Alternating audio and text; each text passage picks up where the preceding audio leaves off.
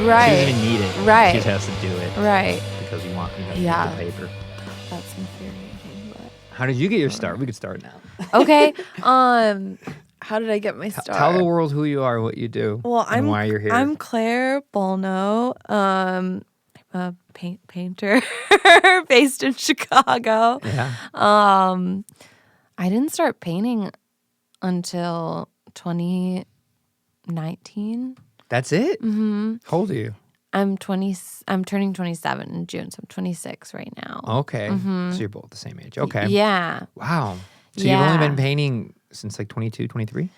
Since 23. Yeah, because I really started painting in 2020 and like was like, oh, You got really good fast, huh? I don't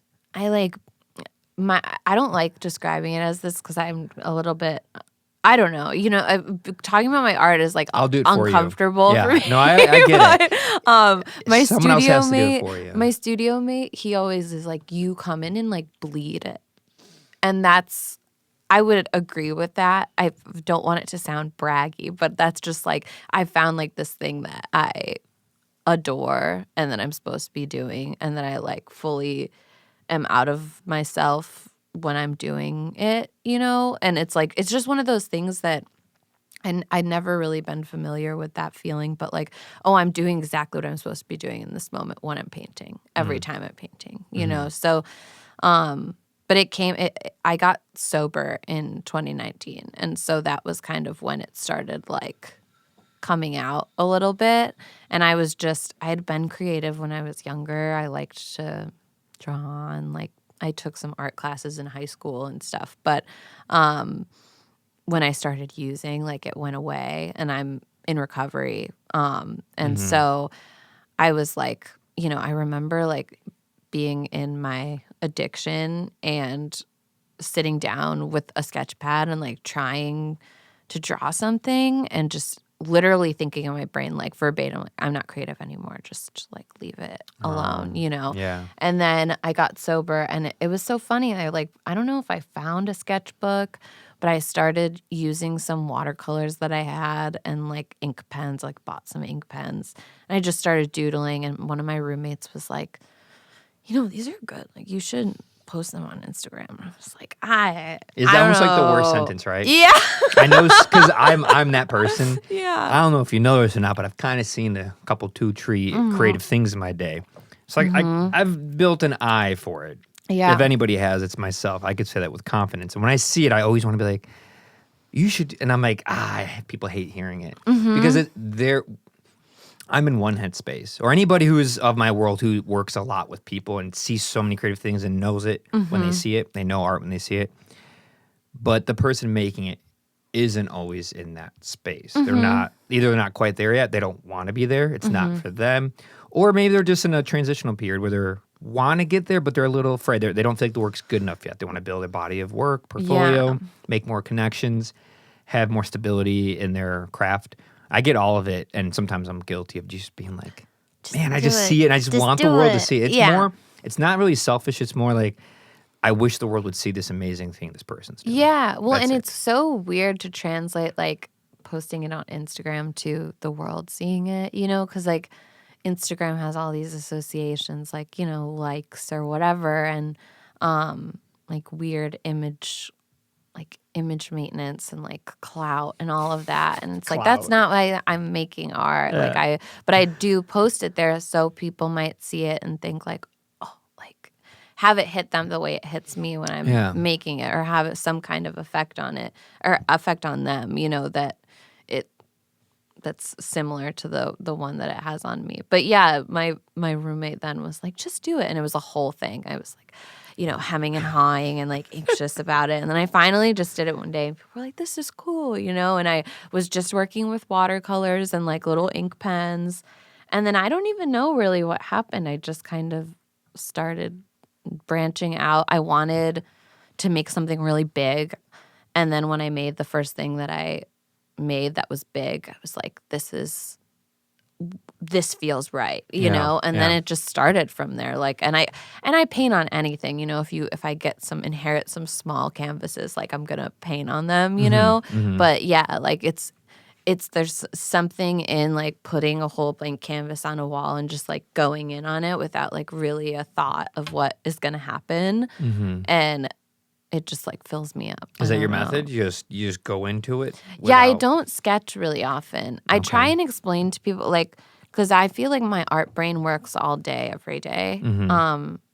You know, I'll see a color scheme or like I'll hear a phrase and I'm like, oh, that's so weird, and like turning it over in my head, you know, or I see somebody's expression that looks super uncomfortable and I'm like, oh God, that's like so visceral to me, like this like cringy kind of like slimy, wormy feeling, and it's on your face right now just for half a second and you don't even know it, and like I'll put it in my little Rolodex in my head, and then I feel like I kind of draw on that, but not in a super meticulous way. Like I like drawing humans and bodies and I noticed that, expressions, yeah. and that's like where I am able to communicate the like emotions that I want to communicate, and that's just so Do you know where that comes from?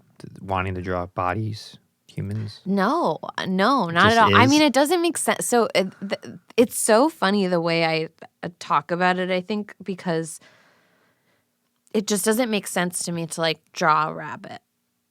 You know what I mean? Yeah. Or like draw for me. And like some people will like paint a rabbit and it's freaking gorgeous, or like it feels like something to me, and that circuit for me is not there. Yeah, you know, yeah. for me the circuit is like drawing faces, humans, bodies, and that's maybe one day I'll draw a rabbit and it'll mean something, but like right now that's like that's just what I respond to. I think there's so much you can convey in drawing people or painting people, and then like in really vivid color, as colors feel like things to me. That's Your paintings feel... I've never seen one in person. I hope you I would love to, but yeah, you should come to the studio. I would love to. And we should Yeah. have done this there. No. Yeah. No, I would love to hang. You don't have to say where it's at. You can tell me off mic. But your paintings, from what I see on Instagram, is they do feel... not alive isn't the right word. That's almost too simple. Not like anthropomorphizing. They just feel inviting in a humanistic way, and they feel like there's more to it. Like I feel like I'm looking into something and through something. Yeah. There's depth. Yeah, depth. Yeah. That's a better way of putting it. Yeah. Depth. No, I hope so. Yes, Because I they think come there is. from that, like, I don't know. A lot of it is not, it's not about my recovery, but being in recovery, I feel stuff really deeply because I don't have anything to numb it with. And that was why I used, and like, you know, plain and simple, like life was too much for me. My emotions too much for me. And that was why alcohol and drugs worked, you know? Yes. And like, now I don't have those things, and I have other like tools that keep me sober. But Caffeine. yeah, exactly. And the cigarettes. Yeah, that's a big thing amongst recovering addicts, right? Is cigarettes and caffeine, I'm trying right? to cut back. It's going well sometimes. It's hard. I mean, I want to keep hearing what you're saying, but what you said struck a nerve with me, where you said, now you feel everything because you have nothing to numb it. I had like this inverse situation in my life where I didn't consume drugs or alcohol of any kind until much later. I'm 33. And I didn't really drink alcohol or consume it in any regular way until I was like 25, 26, like your age, 26. Yeah. Before that, it was once, like New Year's Eve, a birthday party, like that's it. Yeah. And then weed, not at all, zero. Never smoked a cigarette. And then no other drugs, no pills, nothing. So people would talk about it because, you know, I'm in my 20s. I'm doing all this creative stuff. You would think I would dabble, but I didn't. Yeah. And people would say, like, why don't you do it? And I would say just what you said, like, I want to feel everything. But it was also a little morbid. It's like, I want to feel the pain that I'm feeling. Like, I'm a pretty sad I was, not really anymore. Not at all. I was a very sad person, a very depressed person, and I deliberately wanted to be sober so I could feel the pain. Like, I wanted to wallow in the sadness, which is a very sad thing to think about because a lot of people will take drugs to help out with the sadness, and I wanted to go further and feel all of the sadness. Yeah. Yeah. So when you said you wanted to like feel like life's heavy and you feel it more, it's very true. When There's something to be said for that though, like feeling the sadness, because I'm grateful. Like it hurts, don't get me wrong, but like I'm really grateful for feeling the full spectrum of my emotions, because when you feel that pain, the joy when it comes, like you don't have anything to compare it to. True. You know, so Yeah. I get to feel everything big, and Yeah. I always have, and that was, you know, one of the reasons why I kind of went into my addiction. And like I think they also helped pull me out, because eventually like the drugs and alcohol stopped working to like numb that stuff, you know. And I'm Absolutely. like, okay, well, I either have to like get out of this realm, you know, which Yeah. is dark, or learn how to live with all of this stuff. And like art fully helps me make sense of it. It's not necessarily like this conscious reckoning or like conscious processing time. It's very subconscious, but like I get everything that is like happening inside me out on canvas. And I don't really like have anything, I don't have any other motivation other than that, you know? Like I just make my art because it helps me get the stuff out, and it is like my lifeline to being a normal human, you know? Like I can walk around because I know like I can go into my art what is and normal? right. Well, walk with the facade of being a normal Let's human. be real, you're not go a to normal work, human being. yeah, going to work, you know, like partaking in society. From one abnormal person to another, I know it when I see it. Yeah. I don't want to know a normal person. For those who aren't watching, air quotes, every normal person knows it's so boring to be around. There's no excitement there. Very true. So boring. I always say that, actually. I was just talking to my partner about that yesterday, because I work at a restaurant in Logan Square. I've been there for 4 years, like about as long as I've been painting. Do you mind saying which one it is? Reno, Chicago. You're like, not at all. No, Reno? it's like a pizza Come on by. bar, Okay, and then I'll we have to do go brunch. check it out. I love It's great. pizza. It's Reno, great. It's a really Chicago. lovely place to work, which is why I've been there for so long. But I was talking, I was picking my partner up from work, and he was like, "How was your night?" And I was like, "It's so funny. It's just some tables you go up to and you want to chat with, and other tables it's like, God, like what do you do? Like what's your story? Like, do you have a story, or do you just like exist here normal?" And it doesn't, like you can feel it like walking up to a table. What do you think that is? What do you think? Do you think it's the motivation behind like the essence of their existence? I don't know. Like what they want out of life, and it just emanates. You could just feel it. You could boring. taste it, smell it. It's ethereal. I don't know. I always get it. There's been some surprises. Like I've met like a doctor or a lawyer or a banker who like completely, I was like, oh, you like to do art, but they're anomalies. Mm-hmm. But whenever I've met someone that like their main goal is money in life, no matter what profession, usually finance and banking, Yeah. I'm like, you just feel it like, oh no, it's just money, like only money. Like, And how sad. it's pretty sad. Because the only thing that happens is you just have to keep accumulating it. Yeah. That's the only thing you're working for. Yeah. No, You know? it's not, Oh. no way to live. No way to No, live. it's not.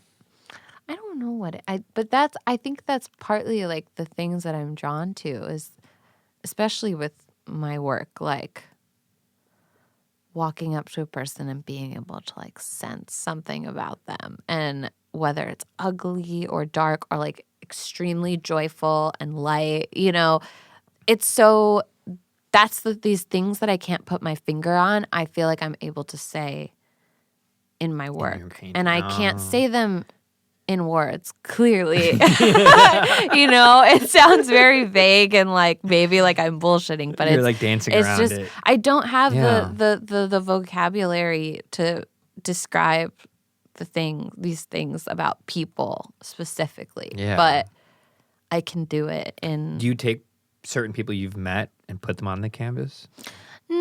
Or is it more like a vague type of it depends. generalization? Usually if I try to do that, it ends up different anyways, because it's just such I guess like when I'm painting, if something I'll just have happy accidents or I'll go a certain way. And then it's like, well, this is the way I'm going. And, my plan really never works out if I have a plan. So I generally just forget having a plan. Or like people are like, do you sketch? No, I really don't sketch ever. Like I don't really see the point of sketching out an idea because I know when I'm going to paint, I'd rather just be painting for one. And two, like it's going to be different. It's like the whole thing informs itself like the whole time, where you're going. And so, yeah.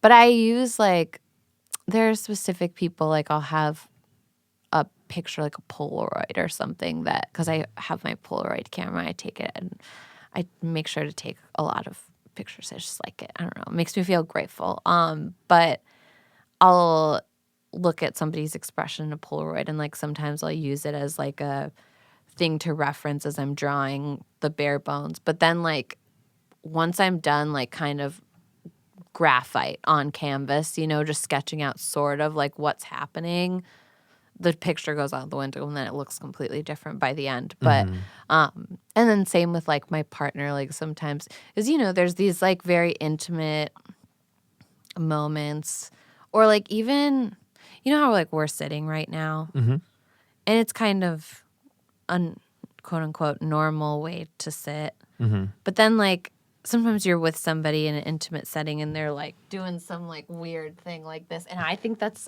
fascinating, like I really like, and so sometimes he probably gets sick of it, but I'll be like, can I take a picture of you right now? And it's like 2:30 in the morning and he's like watching like Netflix like this or something. Exhausted. And yeah. And I'm like, wait. And you want to use that Yes. as inspiration for your painting. Yeah. And there was this one that I just finished and it's basically, you can't see his head because I was sitting here and he had his arm like this and his like all of his like little rolls and like marks and folds and stuff were like very clearly like on display and he was sitting with his legs out and so but his head wasn't in the picture and I just thought that was so interesting and so like I made a painting that probably you can't tell that it's Eric but like you can see that it's just this kind of interesting form. So I guess, yeah, I take from real life, but not like photorealistically, you know, more of the essence of it. Essence, inspiration, just tinges of life. Yeah. Or like, what's it called? Oh, this happens to me all the time. My words fail me. But shape? Positions. Yes. Okay. Yeah. Just the ways you position a body. I think it's interesting too. Expressions and positions. Those are like the things that I feel like I'm most fascinated with. That's where the physical human world sometimes gets a little misunderstood or not fully appreciated, like modeling, acting and dancing, to positioning the poses of the bodies. A lot of people who aren't fully privy to it, educated and or aware, think like, oh, that person, like they get paid to just sit there, and it's like they're not standing like how you would stand. Yeah. And they're also not doing it for a photo. They're doing that for like hundreds of photos. Yeah. 1,000 photos in a day, many different angles. That's just the one they show you. Just like the take you hear of the song, it's not just the one. Especially if it's like a long, epic record, it's probably dozens and hundreds of takes and many tracks, and you're just hearing what they showed you. Same with the movie, a lot more. And so, yeah, when you said that, it reminds me of the models I've spoken with or actors when they talk about like the intensity, how a pose is, the shape of your body, how you're displaying yourself. It says so much more. And it's especially with dance. I never realized how much I liked dancing. I like to dance myself, but how much I appreciate like true creative dance form. Yeah. And what the artist is doing. Yeah. And that's where you're like a better appreciation of choreography for like, pop stars and big bands like that. Yeah. Ballerinas, things like that. Very It's hard impressive. work. It's insane. Yeah. That's why they're always so fit. Right. It's not easy work at all to hold those positions and do them over and over again. Right. Yeah. Yeah. Yeah. I think it's just like, it's so interesting to me. I think one of the things that you said about just what they show you Yeah. What they don't show you, everything that is left out in like what they show you. That's so interesting to me. One of my friends, he's actually like my if I had a brother, he'd be my brother. We were born 2 weeks apart, like our mothers were pregnant together. I've known him since I was so small. He's one of the first people that I trusted to. I don't really care what most people think about my work. Yeah. I care about what he thinks of my work. Like, not in the sense of like whether he likes it or not, but like what he says, what he gets from it, it really matters to me because he knows me on such a deep level, and I know he's very in touch with himself on a similar level. Okay. So like, anyways, You value his opinion a lot. so much. Yeah. Yeah. I could, just because he also sits with it. Like, I know that when I put a painting up in a gallery, not everybody that sees it is going to be with it. You know, a lot of people are afraid to be with whatever is coming up when they're like looking at a piece of art, in my opinion. But I really like showing my work because I know there will be like at least one person who is with it, you know, like who stays with it, who lets it work for them, like take something from it. Like that's, I think, what art should be, Yeah. in my opinion, Yeah. or like how I want my art to be. But anyways, he said really early on, he was like, your work reminds me of this question of like, what do things look like when we're not looking at them? And that has remained in my I like brain that. for 3 years, you know, like Yeah. what face am I making? Sometimes I try and do like little mindfulness exercises when I'm like scrolling or something, or sitting and just like staring into space, and I kind of take a second and don't move, but like take in what I might be looking like at that moment, and then try and think about that for like a piece of work. Or I'll take a picture of myself in the mirror, or like a self-timer photo, thinking about like how I might look if in that moment where no one's looking at me, I'm totally like not conscious of myself. I'm just sitting there. I think that's really interesting too. Because we just do so much for what people are seeing of us, Yeah. you know? I think that spectrum allows for people to like what you mentioned earlier when you are going up to a table as a server, and you're talking to people, and you kind of just get a gauge of who you want to like really talk to, and who you're kind of like just doing your job and getting out of the way. And I think that same thing is true for why certain people and artists and people through the social media lens, why some are more digestible than others. That disingenuous radar that most people have, especially adults have. It's like what our parents had when we were kids. We didn't understand why they knew, like, don't hang out with that kid. Yeah. And you're like, why? And they just can't explain it to you. Yeah. It's because they saw the way their parents treated them. They saw how they were in the car. They didn't have manners. All these things you don't know about when you're 12. It's the same thing on the internet why certain art or people or music get a little bit more appreciation or eyes or love. It's that disingenuous radar. Yeah. And everyone has it. And you just can't explain why you know when you know. Right. It's very strange. It's a human character. Well, and then I think there are people though that want to like art, but don't want to deal with that. They don't want to deal with it. The genuine nature. I don't know. I'm bored by a lot of art. I see art and I'm like, God, like, what is this giving to anybody? You know, like, I think there's this Vladimir Nabokov essay that I love, and it's about good readers and good writers. And neither one, he talks about how, like, there's this hill, and the happy writer and the happy reader kind of, like, climb the hill, which is the story that they're both writing and or reading, and then they, like, have this happy embrace at the top. But, like, neither one really influenced the other's route up the mountain, you know, over, like, through the story.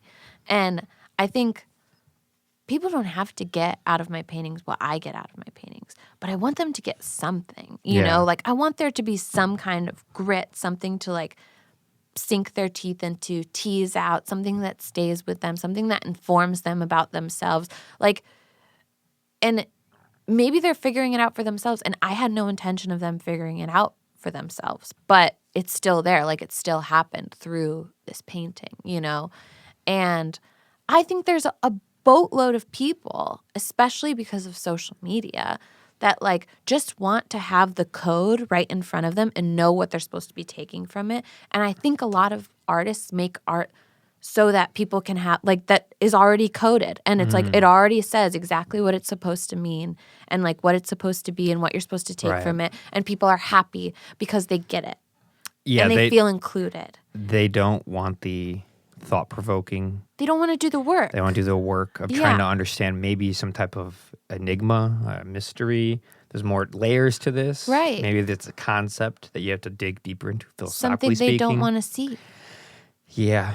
Yeah, I mean, it could be, it's a little frightening. I've had a lot of friends on the whole spectrum of just immersed in all art, obsessed with high quality of everything, people who put years in art, and then those who are super superficial with it.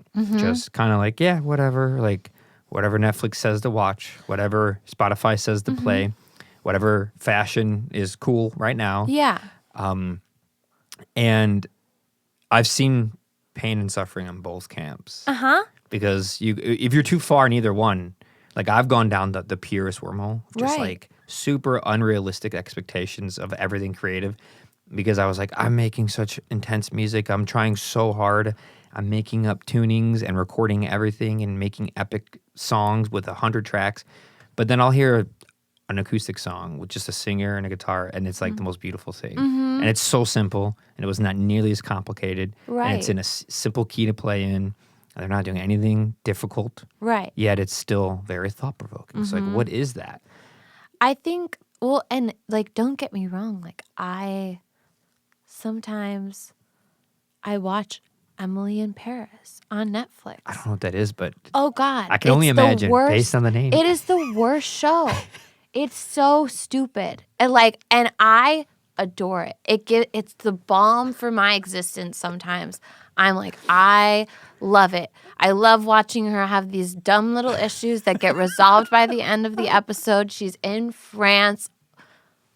What, what a lovely little thing. What's what more a funny little is distraction. Like how you're so happy right now.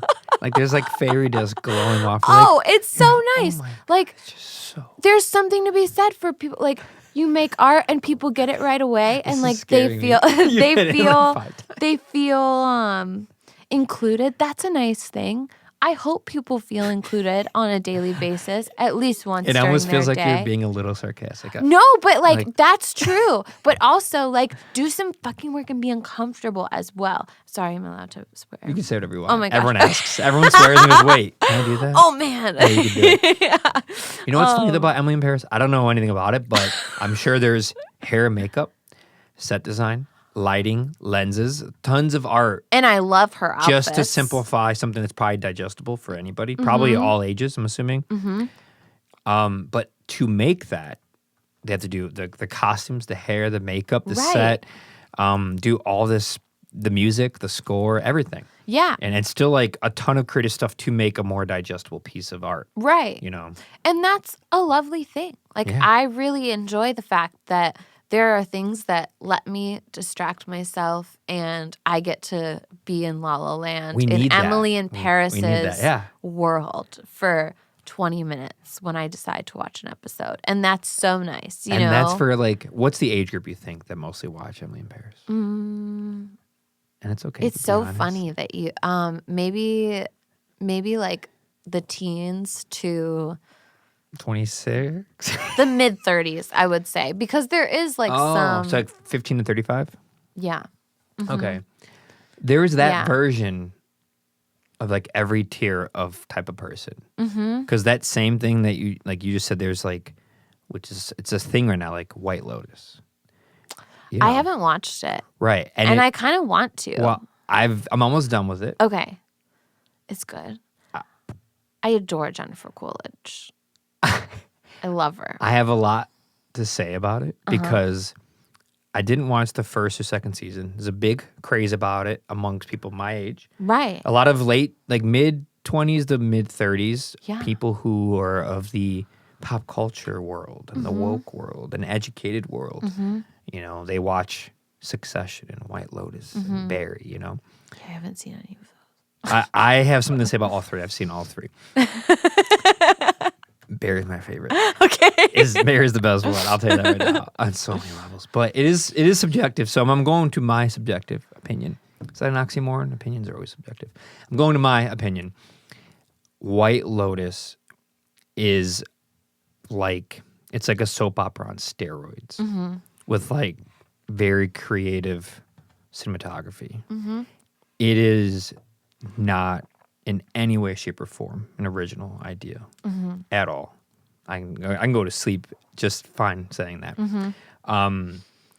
The music tricks people into who don't know anything about music to thinking it's really good. Creative score. It's like, you should probably do some homework on cinema. That was really pretentious of me, but I could say it because I've done the Whatever, homework. that's okay. I've done the homework. I've seen it all. I like being a hater sometimes. I'm not being a hater. It's fine.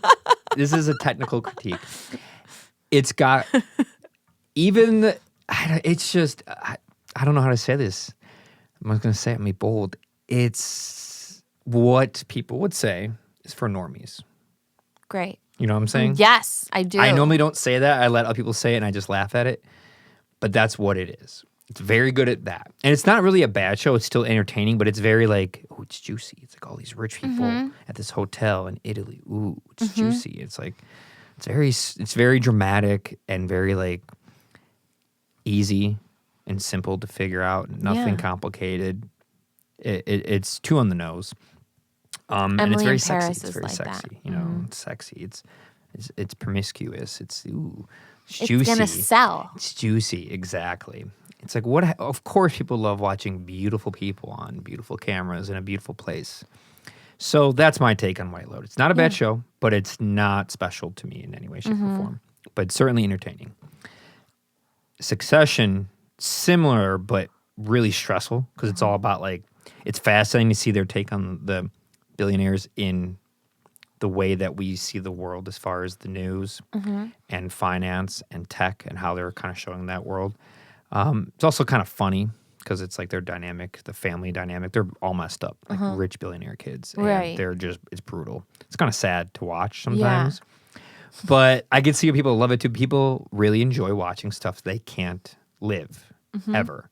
You don't want to live that life. You don't want to live Breaking Bad life, but you love watching it. It's wild to watch, but you never want to be in that world. Right.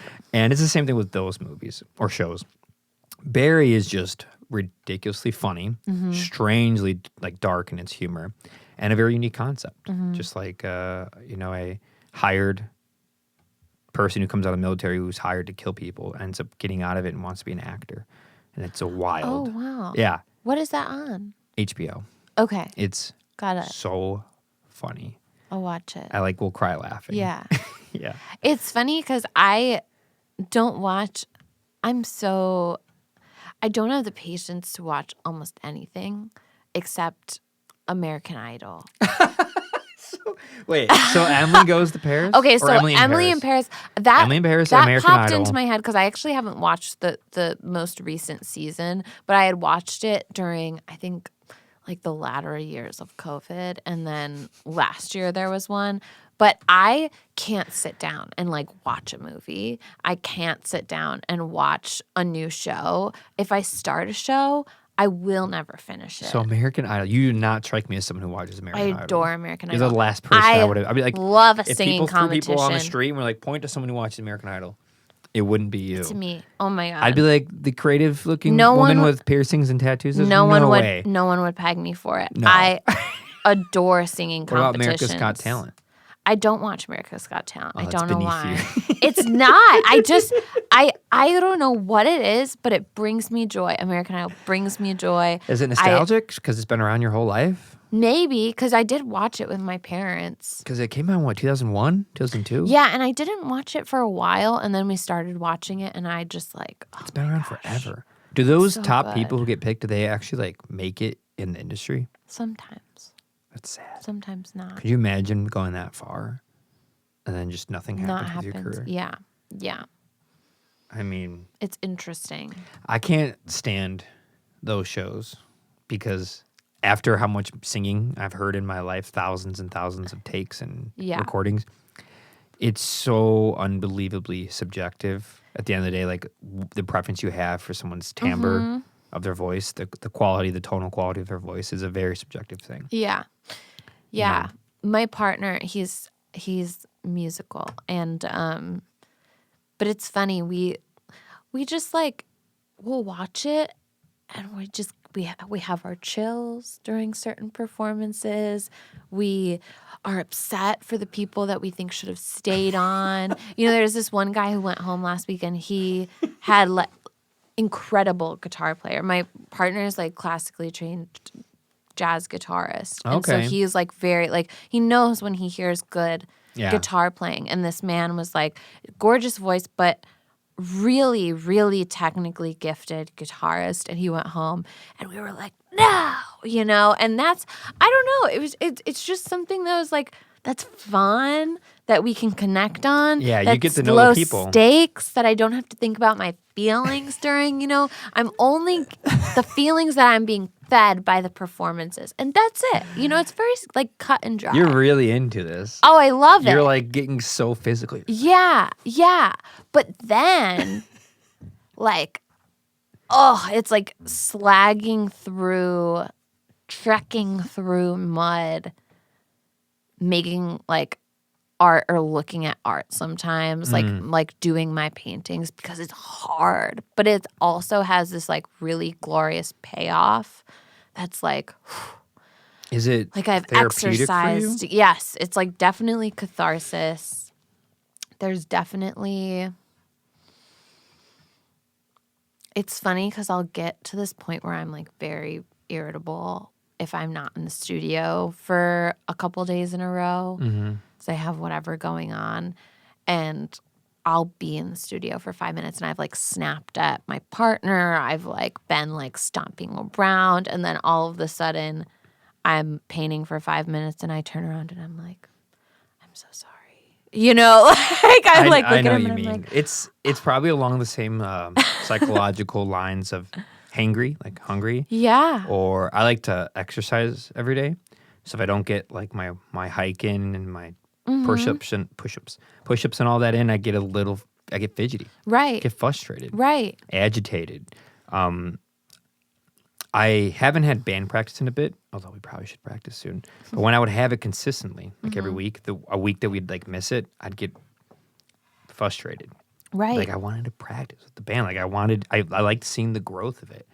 Everything I'm talking about has a growth to it. It's slow, but it has it. So when you miss it, you feel like you're going backwards. Right. And you probably feel the same, like you're growing as an artist. A couple days in a row, you're picking up on ideas. You're almost done with this piece. Yeah. To miss out on that, it's just I'm like, oh my God. Yeah. It goes to show how much humans need something to live for. Right. Something to do. Well, and that's the thing, like you were saying, like if people that have been in both camps, like very purist and like very like corporate or whatever that is. And I think you do need both. You know, both, I do need my hour and a half of watching people sing and hearing their stories, every week, where I'm like, oh, this is nice. This is just a nice time. I always wonder who still watches that, and I found out who. It's me. You're the only reason why the show's still on there. There are like 22 million votes every week. I don't know who's watching. It's probably a bunch of kids and families. Yes, probably. And then you and your dog. And me your and partner. Yeah, we just it's great. Whatever. I haven't watched basic TV because it's on just like cable TV. Like, yeah, I mean it's on Hulu. So that's it is? how that's how you watch it? Oh, so like no commercials? Yeah. I didn't know it was on Hulu. But that makes sense because Hulu's owned by, what channel is that on? I don't know. ABC, NBC, CBS, Fox? I don't know. I think it might be on Fox, and I think Hulu's either owned by Fox or they own it because they also have Spike, which I think is a Fox company. I don't know. There's like 6 companies in the world, and they just all own everything. Corporate oligarchy. Whenever you're confused, like who owns it? It's like just Disney. Just assume it's probably Disney. Everybody. Assume it's Disney, and you're probably that or like Amazon or Apple. One of those three. Google. Yeah. Monopoly. No, I know. It's Have you gone makes me into wanna throw up. the fine art world? Have you dabbled in there where you're like big galleries? I was actually talking to Sarah about this. Well, so I show with like small galleries in Chicago, and then there's this one gallery which is also a smaller gallery, but really awesome in Hermosa Beach in Los Angeles. I applied to one of their shows earlier this year and I got in. I was really stoked about it. When are we going? I went. It was awesome. Thanks We for the can invite. go No, I'm kidding. anytime though, because like I went out there, I drove my piece out there. You drove all the way We out drove out there, yeah, Dang, because that's a good drive. It was a 6-foot by 4-foot painting, so I was like, I'm not gonna spend $1,000 Fortune to and ship it. not just go. You Yeah. know, I might as well just go. So we went and like just really connected with the people that run the gallery, and they're like, anytime you want to put work in our space, like just let us know, like we can do it. So I've been sending like little paintings and I keep up with them, and I sold a piece through them, which was like really huge. It was a big piece that was mine. That's and amazing. That was really validating for me Yeah. and Where is it really located? exciting. In LA, in Hermosa Beach. Okay. So just like a little bit south That's of cool. the city proper. I'm going to try to go there in late October. Early It's called November. Shockbox Gallery. I'll have to check it out. And they're amazing. Just like it's like group shows most of the time, and just really beautiful selections of work and like cool artists, really lovely artists. They do a cool thing actually. I don't know if their newest show started, but I'll send you the dates next time. They do like a collector's preview on Zoom. So it's just when all of the artists and like other people that want to see the show that aren't in LA get to see it via Zoom, and the artist will talk about it. It's the day before the actual opening there. And it is so fun because you get to hear anybody that's on there that has work in the show like talk about their work. It's just so different, like how people talk about their work. You know, the way I talk about it, it's like light years away from the way this person that's hanging next to me talks about it. It's like so interesting to me. And yeah, so that's kind of a cool thing that they do. And I get to feel involved when I'm not in LA. Yeah. But yeah, so I showed with them. I'm trying to recently actually, because we got our puppy a month ago. So I've been like spending more time with her than I have in the studio. So I've been trying to apply to shows and like residencies and stuff. And I think it's hard with my stuff because a lot of it is unstretched. It's gigantic. I don't know what medium this is. I'm not going to give you an artist statement because I really just don't want to, and I'd rather somebody look at it and figure it out for themselves. Like, I hate to break it to you. That's just not how it works. I know. And I don't care, you know? Like, I just, you know what? Like, well, what kind of media? It's canvas with oil or canvas with water? Or both? It's so the last few things I mix all the time. So spray paint, ink, watercolor, oil paint, sometimes acrylic paint, sometimes screen prints on canvas. Like my most recent one, It was a huge 7x7 foot watercolor with like a couple little parts of oil pastel and then a bunch of screen print. Okay. And that's you know, it's so big, and they're not something I really want to explain so that everybody can digest it really easily. And I think that makes like it hard for people to accept my work into shows. Yeah. And I think it also makes it hard for people like the content, because I know that some people or a lot of people that have looked at my work have said like it hits, like it's hitting, it's impactful, it's really heavy sometimes to look at. And I know that some people don't want to say they don't like it because of that, but I know that that's the case with some people. I kind of feel like I can tell when people don't like my work because it's like too much. What's not to like about it? I don't know. I guess I'm the wrong person. Right. 'Cause I like it. Yeah. I like too much. Right. You know? And I think, yeah, I just can't tell. It's not like too everybody's. Yeah, it's not everybody's cup of tea, and that's fine. I'd rather you tell me that though than like BS me about like how you like it, but you actually really don't like it. Have nothing to say Yeah, that's good about it. Yeah. But yeah, no, it's just I'm trying. Why go big? Why do you go so big? Just because it feels right to me. So what's like some of your smaller sizes you tend to work with? Well, my smallest things that I've done this year are the prints that I did. So I went to Richmond, Virginia. My friend Alex Giffen, she's a printmaker down there. She's a master printer. She has this little it's a big old print press. It's really, really fucking cool. And she has a studio. It's called The Asylum. We met on Instagram, and I went down there for 2.5 weeks and did a little residency, and we made 2 print editions, and I made 22 mono prints, and they were all like 14 by 14 or so inches. And that was really cool because I got to like get my hands on like a new medium, and I really like it and want to keep going with it. But then like smallest paintings, I would say 20 by 30 Okay, inches. so it's like 2 by 3 feet, yeah, give or take? Yeah. Got it. I got a lot of those. Yeah. Yeah. It's hard for me to stay that small, though. You seem more like a 4 by 6 foot type of person. I like 4 by 6. I've recently it's been 5 by 7, 7 by 7. Like I have a good big one to show you. I used to have a lot of big ones, but when I moved, I couldn't hold on to all the big ones. Yeah. So one I gave away to a friend, another one I put out by the street. A car came and picked it up. Like so much artwork over the years I've collected. Been grateful for it. Lucky. But I have a really funny one. I'll show you when we're done. I'm excited. It's wild. Yeah. I love big work. I don't know. And for me it's more, maybe it's partly the size swallows you a little bit. Yeah. I love big work too. I wish I had a bigger place. Yeah. I have pieces that are from the festival. Uh-huh. I have pieces that are like the backdrops and the stage work that artists made for me. 28 by 8 feet. Yeah. 4 feet by 96 feet. Right. I'm talking, I have stuff to wrap around houses. Gigantic, yeah. And I just don't have the space for it right now. Yeah. But like when I have bands come in sessions, I have my backdrop for one of the stages I put in.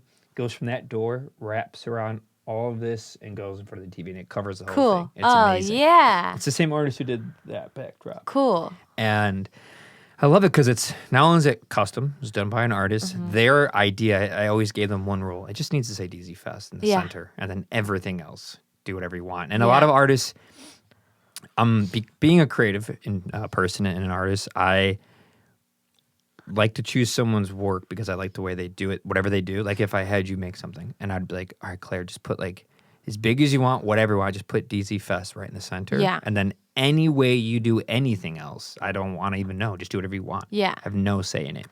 And some artists will be like, wait, what? Like, because they're used to someone wanting to direct them and tell them. And I'm like, no, like, I want you to do you. Just do yourself. Like, let it come out however it comes out. I'll love whatever you do because I already like your work. And I'm a big fan of letting people just do what they want. Yeah. Not controlling it. That's a beautiful thing. I like it when people give it to me because I hate being told what to do with what I know how to do. That's the same for me. When I have a thing that I have to do on the canvas that's not just do you, I procrastinate the hell out of it. Like a hired thing? It takes me so long to do. I'm the same way. The further it gets from like my craft, when I have like extra work I do for clients and it's just not what Ben likes to do. It's super like just like a corporate promo video or something. I'm like, right. I mean, it's still in the world. It's just something about that spark that goes like making up your own thought. Yeah. Not having it. It's so like, I don't know. It's that feeling people get when they have jobs they hate and they have no say in anything. Yeah. Repetitive jobs that don't do anything for them. It's that same sinking feeling where like, I can do this, but it doesn't feel right. I feel claustrophobic in my own body doing this type of work. Yeah. And it's so like, just like going back to what we were talking about, you know, there's like, this feels good, feels right. And so does this like mindless, understanding, force-fed, like coded TV show, that is just supposed to make me feel happy. That feels good too, but like you need both. And like, yeah, that's for me, it's like, yeah, my art, I just need to engage with it. My brain needs it. I am sick in my brain. If I'm sick in my brain, period. That's what I thought you were going to say. Like, I'm sick in my brain. I am sick in my brain. And I'm sicker if I don't exercise some of it. And then you make pretty the sickest regularly. painting. Yes. And that I think I love that sickness in me because it makes my art it makes me less ashamed of that sickness. Like if there's dark parts of me that I just like would rather, hide away, that comes out in my art and I can make it really beautiful, at least in my eyes. And that's very healing to me too. Like it's a different kind of feeling good. It's a different kind of substance, I think. It's filling up my purpose, I guess. What advice would you give to someone if they had their own type of sickness, their own version of something they were facing? Yeah. What advice would you give to them to do to like help with that? Like how you said, when you do it, when you have it, it's not as bad. It's not as harsh. You have meaning. You have something to do and live for. I think all my work is familiarizing myself with different sides of the sickness. And I think that's a really helpful thing for people. Like if you have a shame, if you have a secret, like a trauma, something dark, it helps. Generally, when you're afraid of it, you're only thinking about like one side of it. And when you like take it and like let it sit at this table with you and turn it around and ask it questions and get to know it and understand what it's trying to do, what are its motives, like it becomes less scary, Yeah. And so I think that's partly like just in the very like simplest of terms in the context of my paintings, I'll draw people that look sad, or look pained or conflicted or uncomfortable in these very vibrant, like to me, gorgeous colors. And it just gives them a different dimension, So you can look at that expression and it doesn't make you go, it kind of does, but it's also really gorgeous and enticing. And that's, I think I guess like that it's the same with things that inside you that you might not want to look at all the time, But generally, like we have this one track mind of like, okay, well, this thing I'm scared of, so like I'm just gonna hide it away. But when you really bring it into the light, it's not that scary, and like it's a part of you. So you might as well get to know it. Yeah. Be comfortable with expressing yourself. Yeah. And you think that happened with you? Were you like that before you got sober? Before I got sober? Yeah. Were you like that? Were you comfortable with expressing yourself? Oh, no. Okay. You think that was suppressing that? Oh, yeah. Yeah. Was it, do you mind me asking, was it like alcohol? Alcohol and various drugs. Yeah. Yeah. I'm familiar. Yeah. Yeah. It's a big part. It's been almost 4 years. I'll be 4 years in August. Young to make that decision. Yeah. 23? Yeah. And I actually was sober a year before this. So I got sober the first time at 21, and then I relapsed after about a year. And then I went back to it after I was out for like a month or so. How did you know so young that was the decision to make? Like that's a lot of people usually it's like I feel like people go sober in like their 30s and 40s. Or kids, like family. Yeah. Stuff like that. I mean, there are people in my family that are in recovery. So I knew that like alcoholism was a thing that was present in my genes. And I think really like I was I don't know, not to mince words, like I was gonna like either kill myself or get better, and that was It was that bad? yeah, yeah. At 21? Yeah. And when did you start? It wasn't that long. I think my first like drunk was at 16. So it's just 5 years? Yeah, but I went off the deep end like pretty quick. You went into it. Yeah. You liked it? Yeah. Oh yeah. Yeah. I mean, not so much like alcohol. Like I didn't like the taste of it. You know how like normal people would. Do you like it? Oh yeah, it tastes good. See, I'm you more know? of a No. taste person. The effect of Yeah. it in my brain. Well, Not let's get feeling. real. It's all taste and effect. Yeah. I don't trust someone that's like, I just like the way it tastes. Like, you realize that taste is ethanol, right? Yeah. Like, yeah. you love the flavor of, let's say, bourbon because there's vanilla and different woods and smokes and there's this and that. But there's also, it's 50% ethanol. Like, Yeah. Every time you sip it, you're getting buzzed and flavor. Yeah. I didn't like the taste. You know, I didn't I like like the it taste, at but I'm all. not in denial that it's also alcohol in combination. Yeah. With the flavor. Same with a good wine. It's like, yeah, I love the way this wine tastes, but I also like the fact that after Hate I have wine. a glass of it, I get buzzed. You hate wine? wine, but drank so much wine. Like, and it purely because it made me basically. I didn't have to live as myself. Yeah. And like, I think art, getting sober, helped me. I like didn't know who the heck I was. I was so many things for so many people because I just wanted to avoid myself constantly. That's why I was so. It got so bad so fast because I Yeah. just like realized, oh, I like don't have to, deal with what's on the inside, and that's great.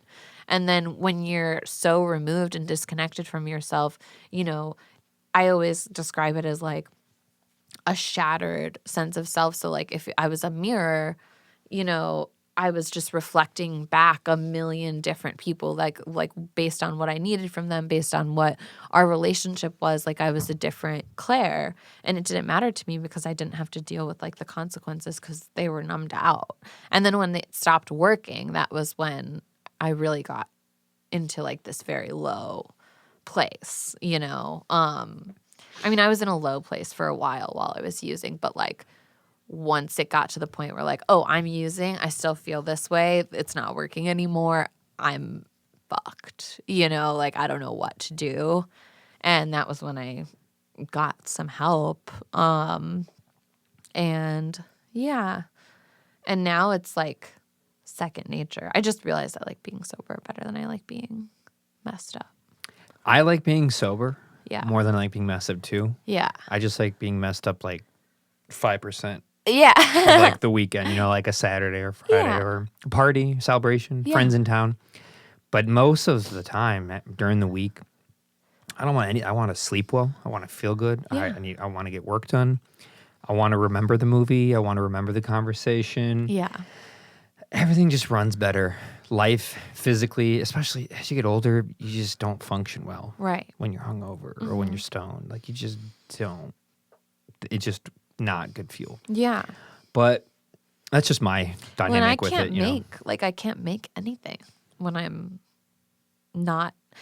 All of my creative power comes from my emotional trough in here. I have so much stuff going on, and it kind of is the fuel and the motivator and the reason behind making my work. And when I don't have that, which like if I were to drink, I'm numbing that out. Well, I don't have anything to do, And so I think I would never, I like really, if I think of my creativity as this like very sacred thing that I have to protect and that I don't get if I'm not well, if I'm not doing the things I need to keep myself well and sober. I lose that. And that would be, it's like my biggest gift. Yeah. It's been my biggest gift. Like It is a gift. Yeah. You have a gift. And it's very mature to recognize that at 21, 23. Yeah. It is. It's not. There are some people that handle drugs and alcohol just fine. I hope to be that person that's just like, I'm very chill with it. I don't need it. I do many sober months a year. I do sober October, sober January, sometimes a sober May. It's been a little harder this time. It's But okay. I just like to do it. I like to clean myself out, prove that I can do it, regenerate, whatever. Sometimes you get some friends on board. It's a good thing for like, your group, your siblings, whoever. Yeah. Certainly doesn't hurt. But there's people that have good relationships with it. And then there are those, we all know them. You might have been them who were just, you hope that they would stop. You're like, this person needs to stop. No, like, there was no. they're such a mess. There was no option for me to like be chill with it. That's just not. I mean, like I consider it a sickness. It's a disease. It's totally one, and you don't realize it until you either live it or you're close to somebody who lives it. Not like you hear about it, but close. And by close, I mean sibling, partner, best friend, parents. Like you'll be really like you got to live within it. You have to wake up by them. You have to go to bed by them. You have to see the way it's affecting everything. Right. And when I've been through that with close people in my life, I've been like, oh, like someone can go like, you want to drink? Like, no. Yeah. Or yes, and I have one. And like everything's fine. I have seen people, I can't believe how much they have zero. It's like they don't even have a say in the matter. No, you it's don't. Crazy. You lose choice. Yeah. There's no choice. And I don't appreciate the people who are outside of that. They go like, I don't understand. It's like, you don't understand because you do not have that gene. You don't have that brain. You don't have that sickness. You don't have whatever it is, the combination of things that have to happen. You clearly don't have it, but you cannot say that it doesn't exist. Yeah. Mental health is it's a very real thing. Yeah. And drug addiction is so strong and real. I've seen people just like they care, but they just throw their life away. Yeah. For the drug, for a pill, so I have a huge, huge problem with the pharmaceutical company. Right. I've seen it ruin literally people's lives and my family and friends. Just ruin. Well, and that Sad. was one of the things that I realized getting sober was there was this Clare. Like, first and foremost, like, I wanted to die, and I needed to get better. But, like, second, I thought of myself as this Clare that I want to be a good person. I want to be a loving person. I want to show up for my friends. I don't want to get in fights with my friends or make them feel like I'm hurting myself, hurting them.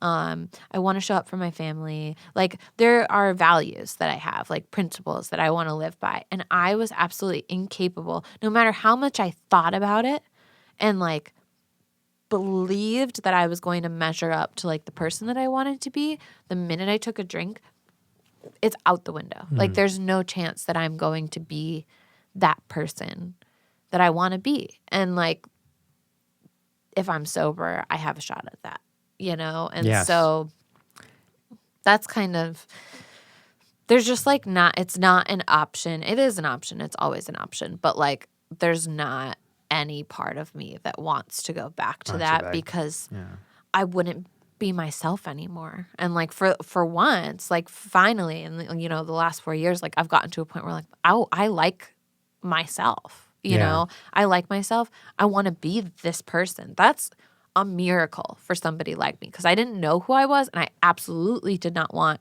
to find out and didn't want to like be around myself for 24 hours a day, which is why I had to. Why?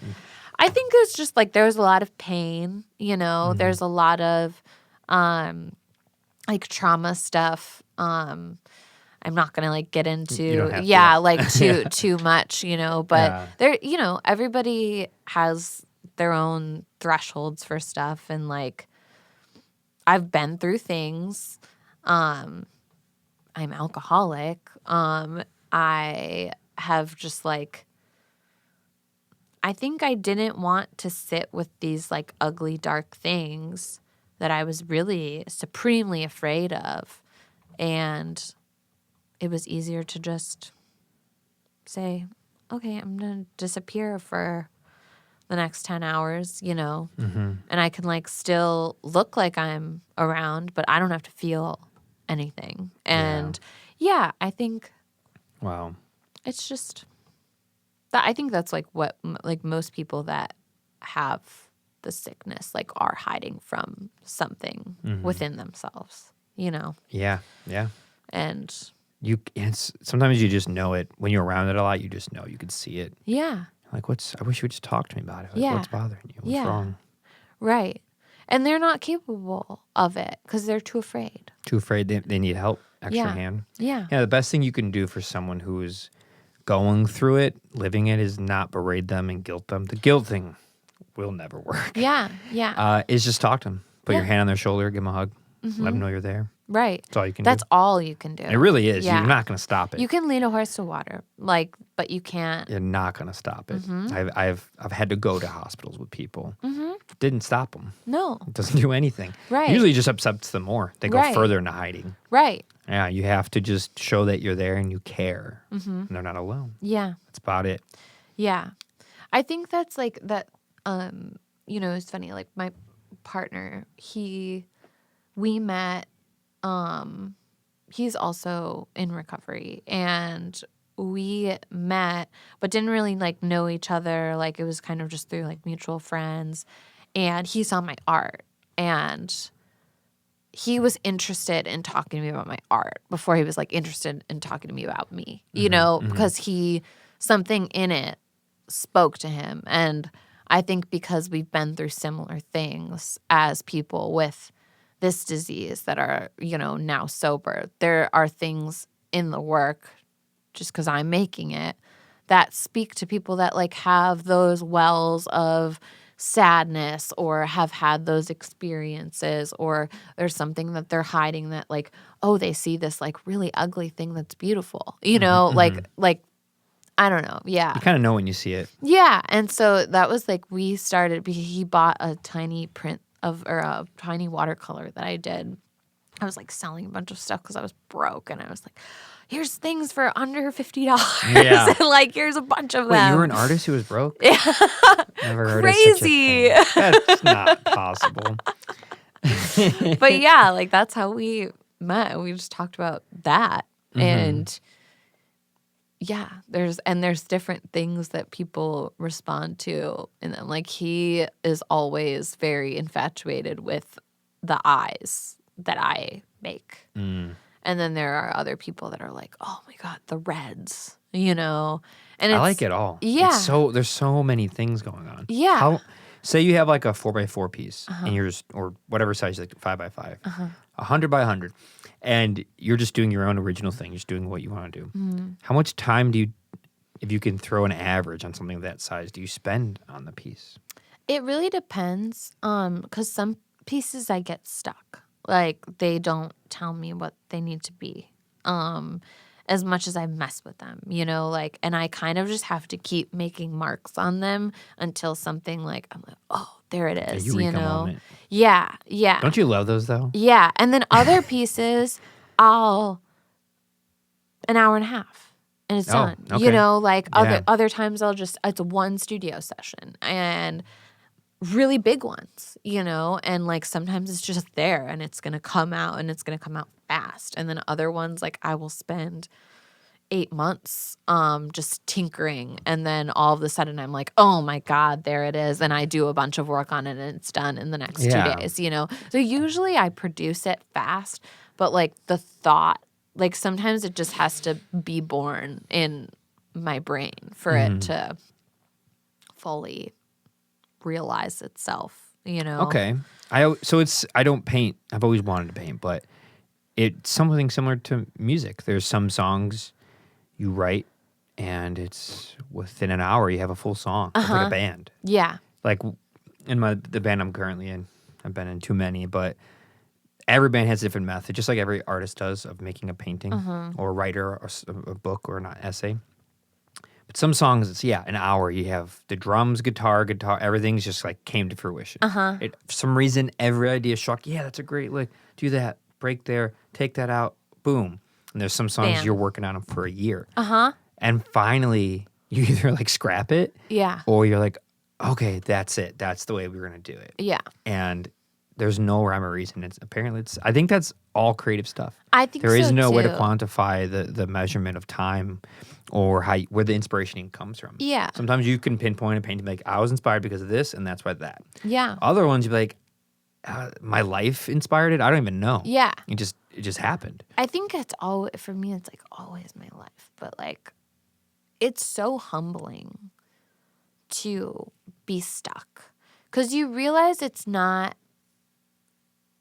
coming through you, and like something else, like the craft, the universe, the experiences, it like shows you that like, okay, I'm not the only force at work here. Mm-hmm. I believe that for my stuff, at least. Like, I know that I am part of it, a necessary part of it, but also I am not the whole thing. Like, it does not come out how it comes out just based on me. Because there are a lot of things that I don't know how to explain. Like, I'm like, I don't know why I chose to do that. But I know that when I looked at it, it looked right. Mm-hmm. And that's all I can say about it, And it got like, I don't know. That's a really hard thing to describe for people because there's not a formula. No matter how well I know how to do a certain technique, which I really don't. I didn't go to any like. You didn't go to any school? Or no. You said you were in the Bronx for school? I went to Fordham University and I got my bachelor's in French and humanitarian studies. French, huh? Oui. You speak French then? I can definitely understand it better than I can speak it now. It's like there's more. Sarah can hold a conversation. Then. Probably. Yeah. Yeah. That's funny. So French and what else? Humanitarian studies. Okay. So and why those subjects? And why the Bronx? I had a full ride to Fordham. Well, that's good. Yes, it was awesome. No student loans here. I hate you. Please do. Please. It's fine. It's my cross to bear, man. Yeah, you know what? I don't have to Such deal a with cross. friggin'. About this I big. know. Yeah, everybody can hate me if it makes you feel better, and I'm so sorry that you have student loans because it's fucked up. Yeah. Higher education is a fucking racket. It's insane to me. Working in it, trust me, it is between doing what I do here and then teaching classes and seeing both sides of it at a university. It is it's a strange thing to bear. What do you teach? I teach at Illinois State University in the Creative Technologies department. Oh, cool. Just got voted to become a school, so we're going to become our own school. Oh, which cool. is huge, yeah. And I helped to design and create the audio music production sequence, which is really fun. Yeah. So I've been there for 5 years. This will be my 6th year coming up. Wow. But I do 4 classes a semester. Do you have to go down to Bloomingdale? I do. Bloomington, yes. Oh, Bloomington. I do every Tuesday, Thursday. I drive 134 miles one way. Stop. So my when people complain about driving in distance, I laugh. Yeah. I laugh a lot. Yeah. Because I go, well, in 2 days, I drive like 540 miles. Yeah. So that's like going to Nashville every 2 days. Yeah. Yeah. It's fun. Yeah. But it allows me a lot of time to do podcasts during the week on a Wednesday at 11 a.m. like this. Right. Sessions with bands around the world. Because a lot of touring bands can't just do it when works for you. They might be able to do it at 1 p.m. on a Monday. Mm-hmm. Everyone else is at work. Well, work is here. Yeah. So, and then when I do here, I get to bring there, and both worlds completely connect. That's cool. A lot of my projects and what I do here, I bring there, work with students on it, and vice versa. So, yeah, the whole thing is one big world, but going through academia for undergrad and a graduate degree, and then teaching at a university, and then being in the art world and talking with artists about going to school for these things, it's tricky. I have many places. I have 3 rules of why someone should or should not go to school for something in the arts. Right. And the first rule is you're rich. Mm-hmm. If you're rich, you can go ahead. Go ahead. You're rich. Mm-hmm. No student loans. No, you don't have to worry about money. You don't have to worry about getting a job because you're rich. Mm-hmm. That's not most people, but there are some people. Go, all right, cool. You're rich. Second one is you have deep connections into some industry. A little bit of nepotism sprinkled in there. Sure. Like your aunt, your uncle, your dad. It's like as soon as you get the degree, you will get a job. We got you. That's the second reason why you can go to art school. And then the third one is you have no money, no nepotism. You're just unbelievably talented. You know it. Everyone has been telling you forever. You have a massive portfolio. You've been doing the work. You know that with that and the education, you will get a job. Uh-huh. And that's why I went. Yeah. Not that I had that confidence, but I was like, I've been doing a lot. I was doing all this stuff already while going to school, whereas most of my peers were doing nothing. They were just going to school. Yeah. And I was like, oh, I'm running a festival, a studio. I'm in bands. I have a podcast. I have sessions. I record bands. I've traveled and done it. Yeah. And I'm getting a graduate degree. So Right. it's like I'm confident that I can get a job in my field with this degree. Super big risky thing to like go to the Art Institute of Chicago for an MFA when you have no money. Right. It's not, I do not recommend it for really Yeah. anybody.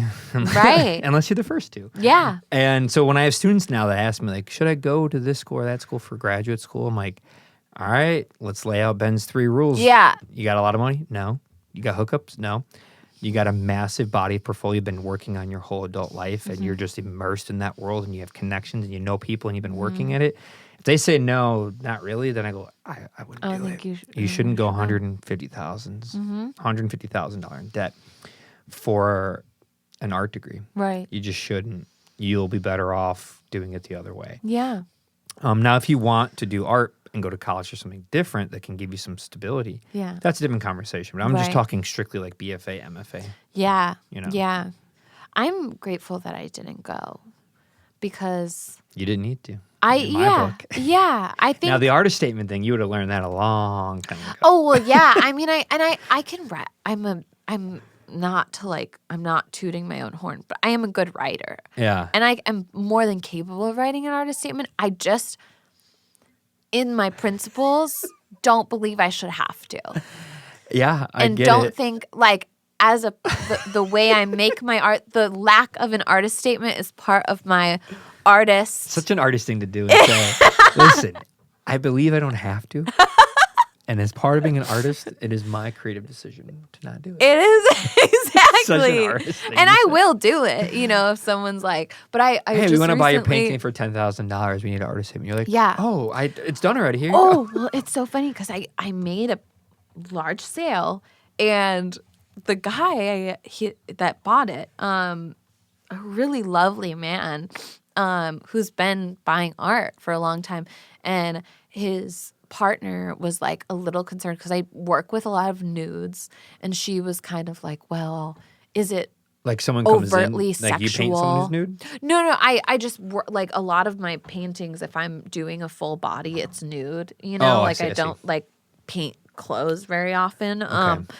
And his partner was like, you know, a little concerned, thinking it might be overtly sexual. He was like, can you please tell me a little bit about the painting? And I was like, well, and so I wrote this big thing, and I was like, I mentioned the Vladimir Nabokov essay, and I was like, I don't think that my thoughts on the painting should necessarily affect, like, whether or not you want to climb the mountain with me. I think just the mountain itself should be enough because I don't want to influence your journey with it. And I also mentioned, you probably know it if you have been in a BFA and MFA, but Susan Sontag's Against Interpretation essay, which I adore, and it's so dense, and I'll read it here and there, and I always find something new. But it's like essentially more advocating for an erotics of art, like really being with it and having your senses be with art, whether it's film, music, painting, sculpture, anything. Really like letting it kind of affect you, roll over you, advocating for less of layers of meaning and looking for that and researching that and coding in work, and more so just like letting it be an experience, an erotic experience, not sexually, but like just in the sensual term or context, I guess. I mentioned that essay, and then I just said, I don't think, that I should have to tell you all about what this painting means to me. And that being said, here is like a little insight into me looking at it. Like, this is what I'm thinking when I'm looking at it. But please don't let that influence you looking at it very much. Like, don't reread this over and over looking at the painting. Like, please just be with the painting, if you decide to buy it. And he was so stoked. He was like, oh my gosh, like, it hurt me to ask you, like, because I really don't like to ask artists about their work. Like, I want to just like love it for what it gives to me. worrisome about it? Like, why? I ask? think just because, so it was a painting with 4 figures. 2 of them are these kind of like otherworldly, like spray paint and oil paint figures that really don't look, they look like humanoid almost.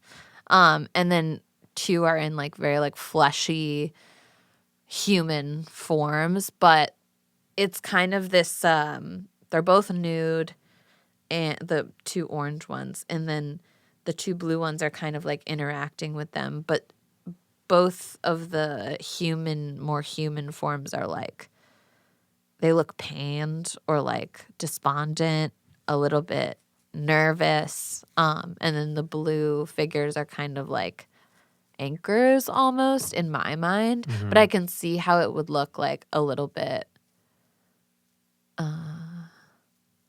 sexual, I guess. Not like sexual, but you don't know, like Yeah. like I guess normies wouldn't know. They're like, well, I see boobs, so like, what's going on What here? makes someone a normie? I Claire? don't know. Gosh, I don't know because It's I'm hard. not one. I don't know what they What do you mean you're have. not one? You're one person away from being a normie. One more, and you actually are a normie. Oh my gosh, really? No. Which one? Which I one think do it's I have? the eyebrow. I think it's dude.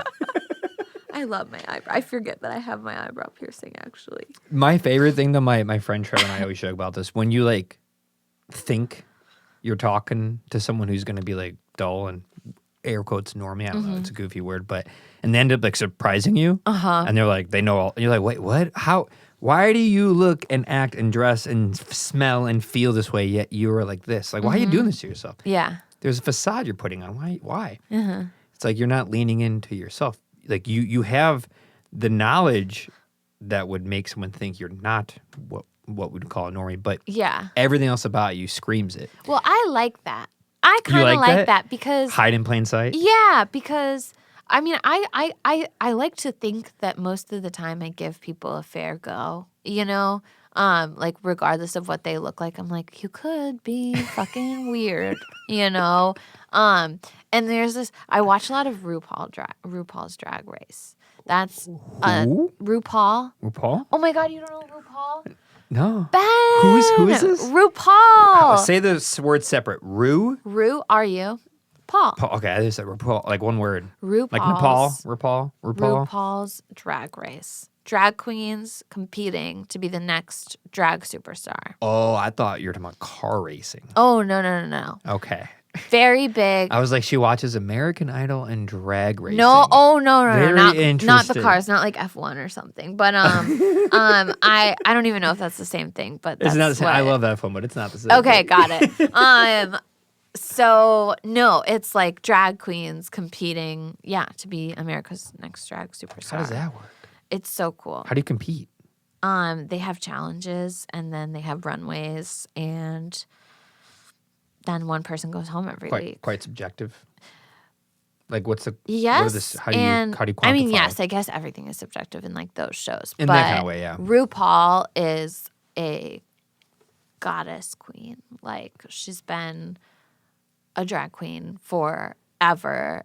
Super creative, super well-respected person. Also sober, which is interesting. Been sober for like 30 years, I think. And yeah, it's just this show where like they pick all of these drag queens that are kind of like up and coming, and then they all compete against each other every week in like weekly challenges, and then somebody wins. That's fascinating. What channel is this on? I think it's technically MTV. Oh wow, I forgot about MTV. But it's been going on for I've never watched that before. 13, 14 seasons. I'm very naive 15 of seasons. the drag world. Very naive of 15 years. 15 years, okay. Mm-hmm. Yeah, it's great. It's amazing. Anyways, the reason I brought that up was because Ru says you're born and then the rest is drag. Because it's true. What does that mean? The rest is drag. You're born, you're naked, you're just a freaking human. And then ever like from then on, like you are dressing in drag. Like for whatever image you want to portray. Drag in the sense of not like what we would consider drag, how someone would wear another type of clothes of like a different Yeah. background. Not like cross dressing Right. or anything. Right. But like, I have all of my tattoos and my piercings and my Amoeba Music shirt today, and it's giving something. It's giving, I guess, like an alternative person. I don't necessarily wake up and I'm like, I'm gonna dress very alternative today, But like sometimes that's like a way I express myself. But anyways, like there are people that you never really know. You never really know what's going on inside them. I know that when I walk up to tables in Reno, sometimes they see me coming and they're like, oh, gosh, she's going to be disrespectful. She's going to be weird. She's probably vegan. She probably is non-binary. They might be non-binary. Like, whatever. I get that all the time. You keep such a straight face for the funny things you say. Oh, but it's true. I'm You're just like good deadly at it. serious, deadly serious. And then I You'd walk make a up good stand-up and I'm comedian. extremely polite. I would love to be a stand-up You'd comedian. make a good one I think I would because be you good. have such a good deadpan face when you're saying funny stuff. Well, and I also have like lots of weird little things I do with a your hands? deadpan face. I don't know. You're I do very- like little you like got a lot ding, of going ding, on here. like funny little things. Wait, let's go back to what they think you're. So they think you're Anyways. vegan. They think you're Vegan, stuck alternative. up, alternative, Um, hipster, tattooey, non-binary. non-binary. A lot of people begin to say, "Oh, they them," for me, and I'm like, "No, actually, I love being a woman. I'm she, her, all the way," and like it's just funny to me that people assume, They like a just lot of assume people it. assume I'm gay, like full You're gay. not gay? I would say I'm queer, but Why do you say that? Do you know the bell hooks quote about being queer? Like kind of, it's like in your heart being, it's not against. It's being, maybe it is against.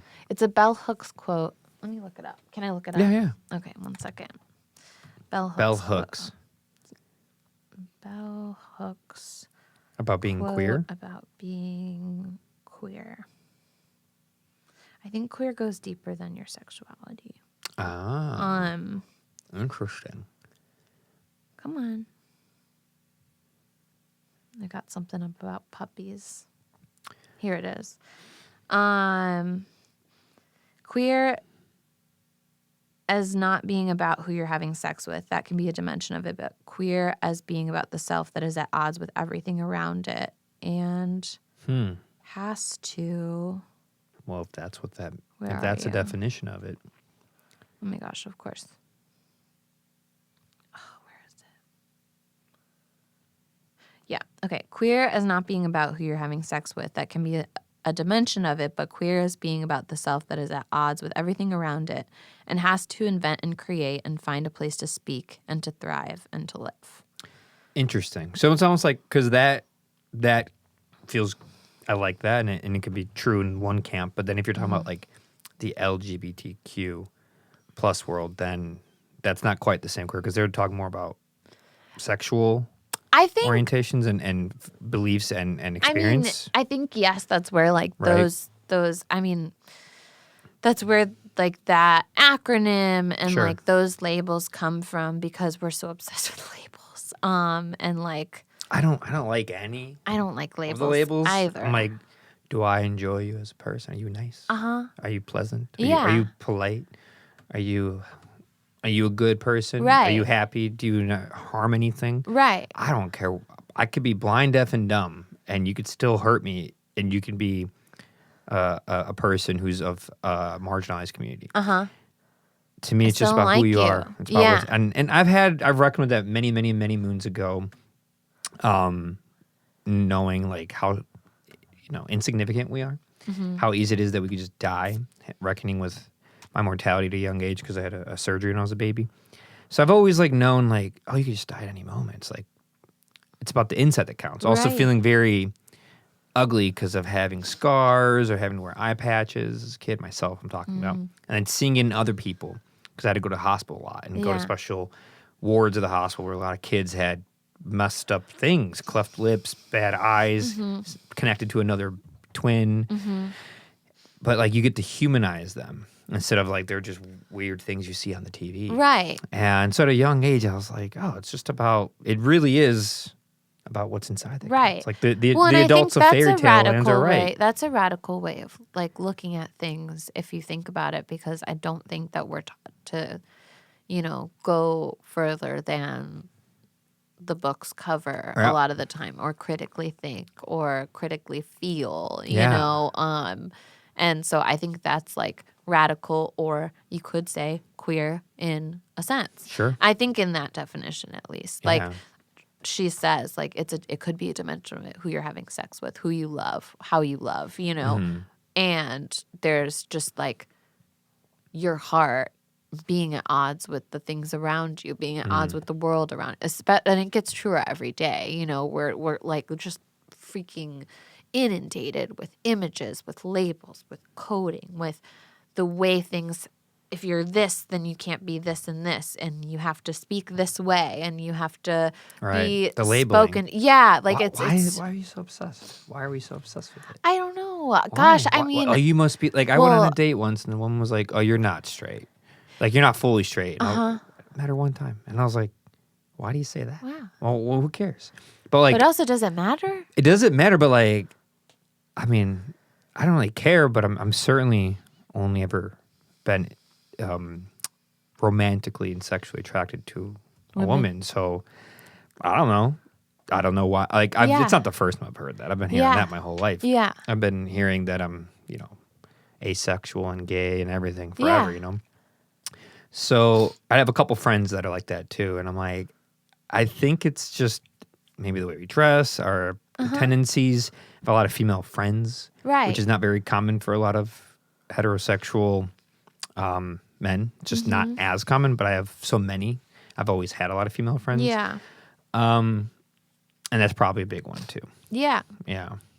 But I Well, don't and know. I think that's like going back to like the drag quote. It's like, you are Ben in whatever way you are, which is, like how a bunch of other people perceive gay or metro or, weird or whatever, all of these things that you just listed. Yeah.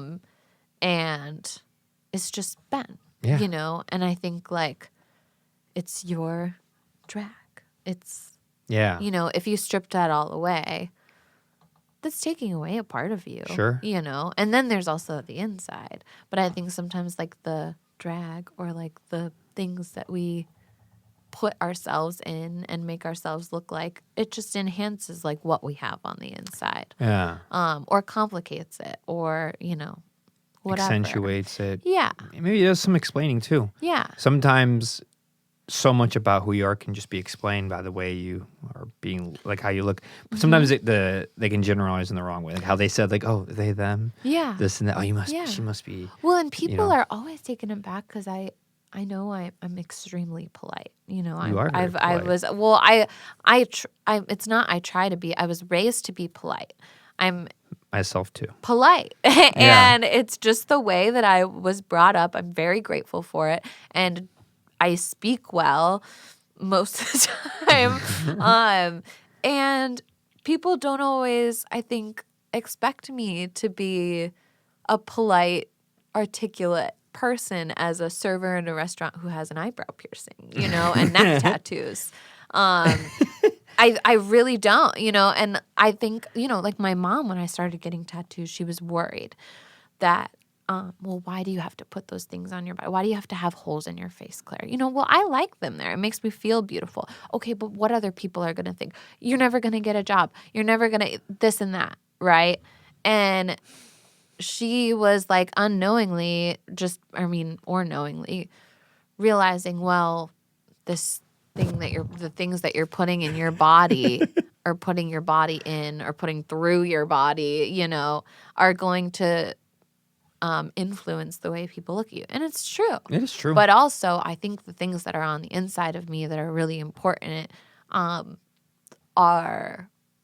they shine through, Yes. There's also like at the restaurant, again, I love kids.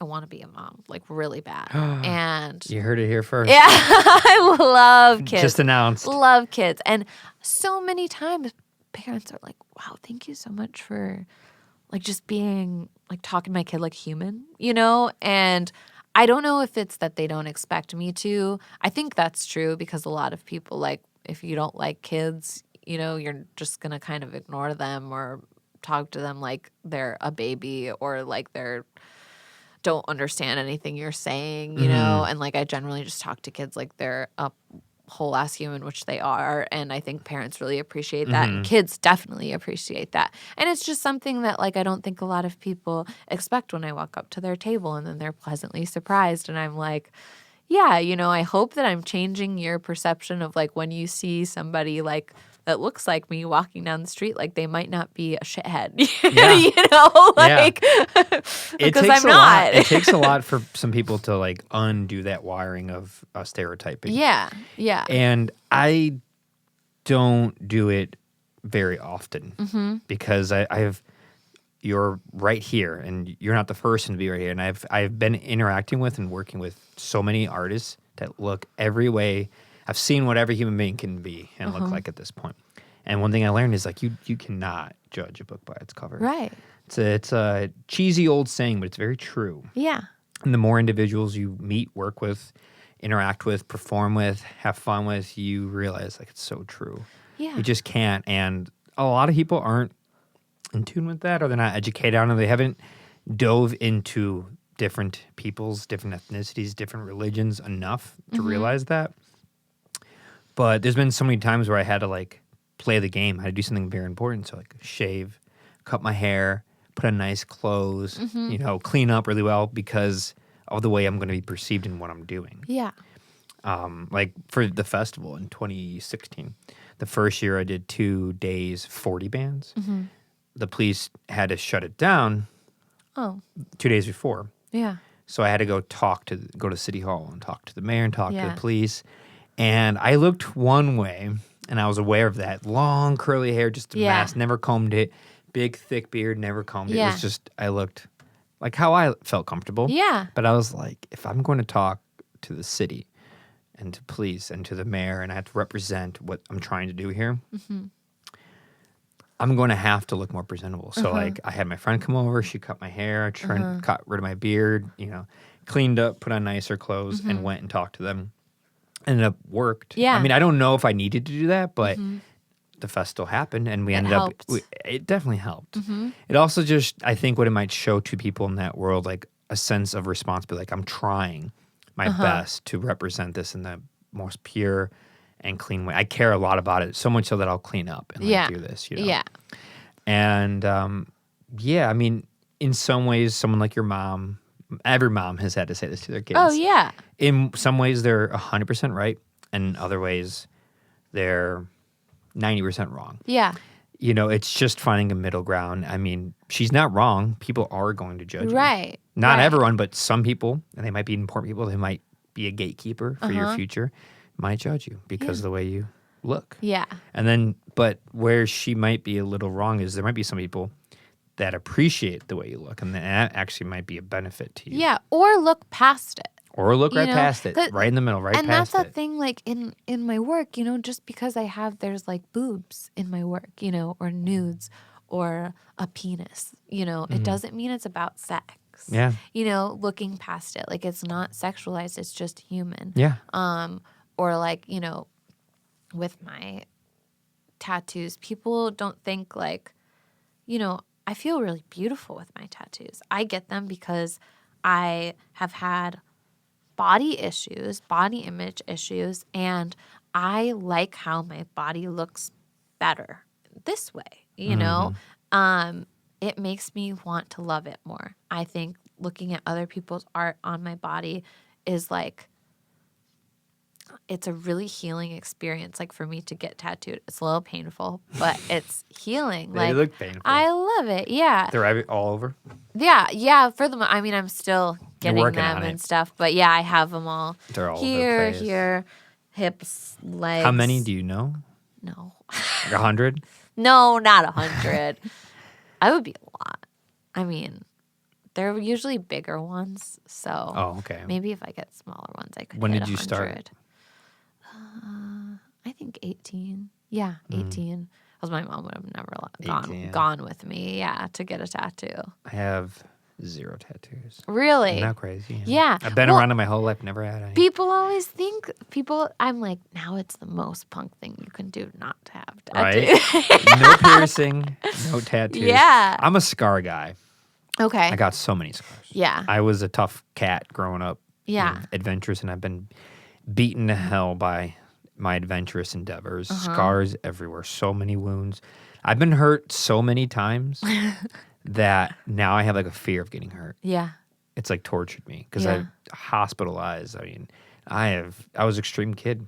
I mean, it's where I got my ability and mindset of pulling off the fest for so long. It was like I applied that extreme ethos and I just applied it to like, I'm going to build these stages. I'm going to build these tents. I'm going to plan this out. And I'm going to climb trees and hang up tarps and like get wild. That's cool. Yeah, it was like a carnival. It was like setting up a carnival.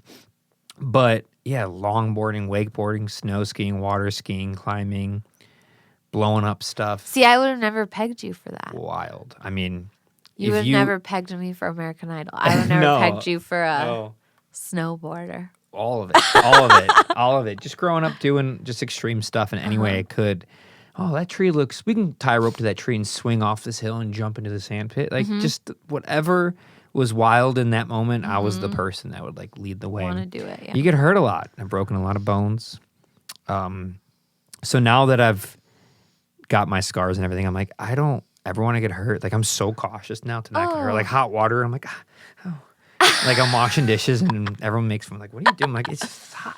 I wear gloves if I work out. It's like, I don't want calluses. Oh my gosh. Everyone makes fun of like, you have soft hands. It's like, yeah, well, people like soft hands when you shake them.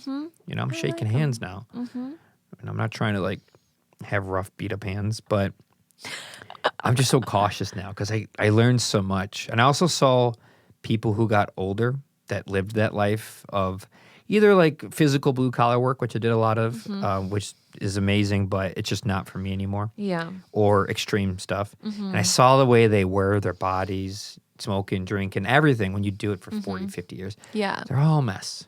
Across the board, Right. they're all a mess. There's no one who's just sitting pretty comfortable at 95 years old. It's like, no. In fact, the only way you really get to 95 years old is by doing none of those things. Yeah, right. By the way, it's what they don't tell you. Right. Yeah, those who live to 100, what are they called? Sentients? The people who live to something like that. Yeah. I forget the word. But aside from a genetic gift, Predisposition. they just have a genetic gift.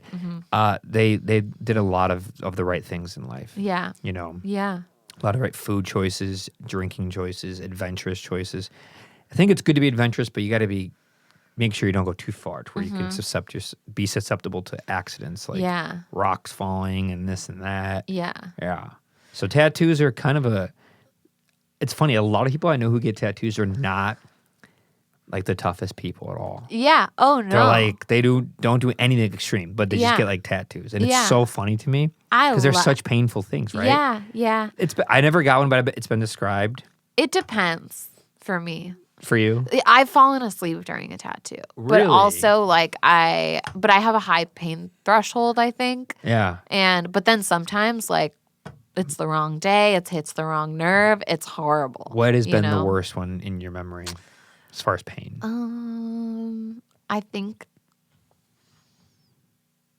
I still think my calf. Calf? Yeah.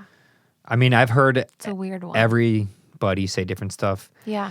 I had a friend once that was getting a tattoo on his kneecap, and he had to stop. He couldn't finish I it. heard that's a bad spot. And my cousin, actually, he was getting a tattoo on his kneecap. He had to stop because he said that's what it was. My cousin was getting a tattoo on his kneecap, had to stop. It was the Homer Simpson four-finger hand, you know? It's just like a hand. Yeah. And he stopped, so he didn't finish. It's like 3.5 fingers, you know? And then my other friend was making fun of him. He's a tough tattoo kind of person. So he ended up getting in the same spot on his own kneecap, like his, to make fun of the other person. Shit's weak, like on his kneecap, just to like poke fun at him. Yeah. And I watched him get that tattoo, and it looked pretty rough. Yeah.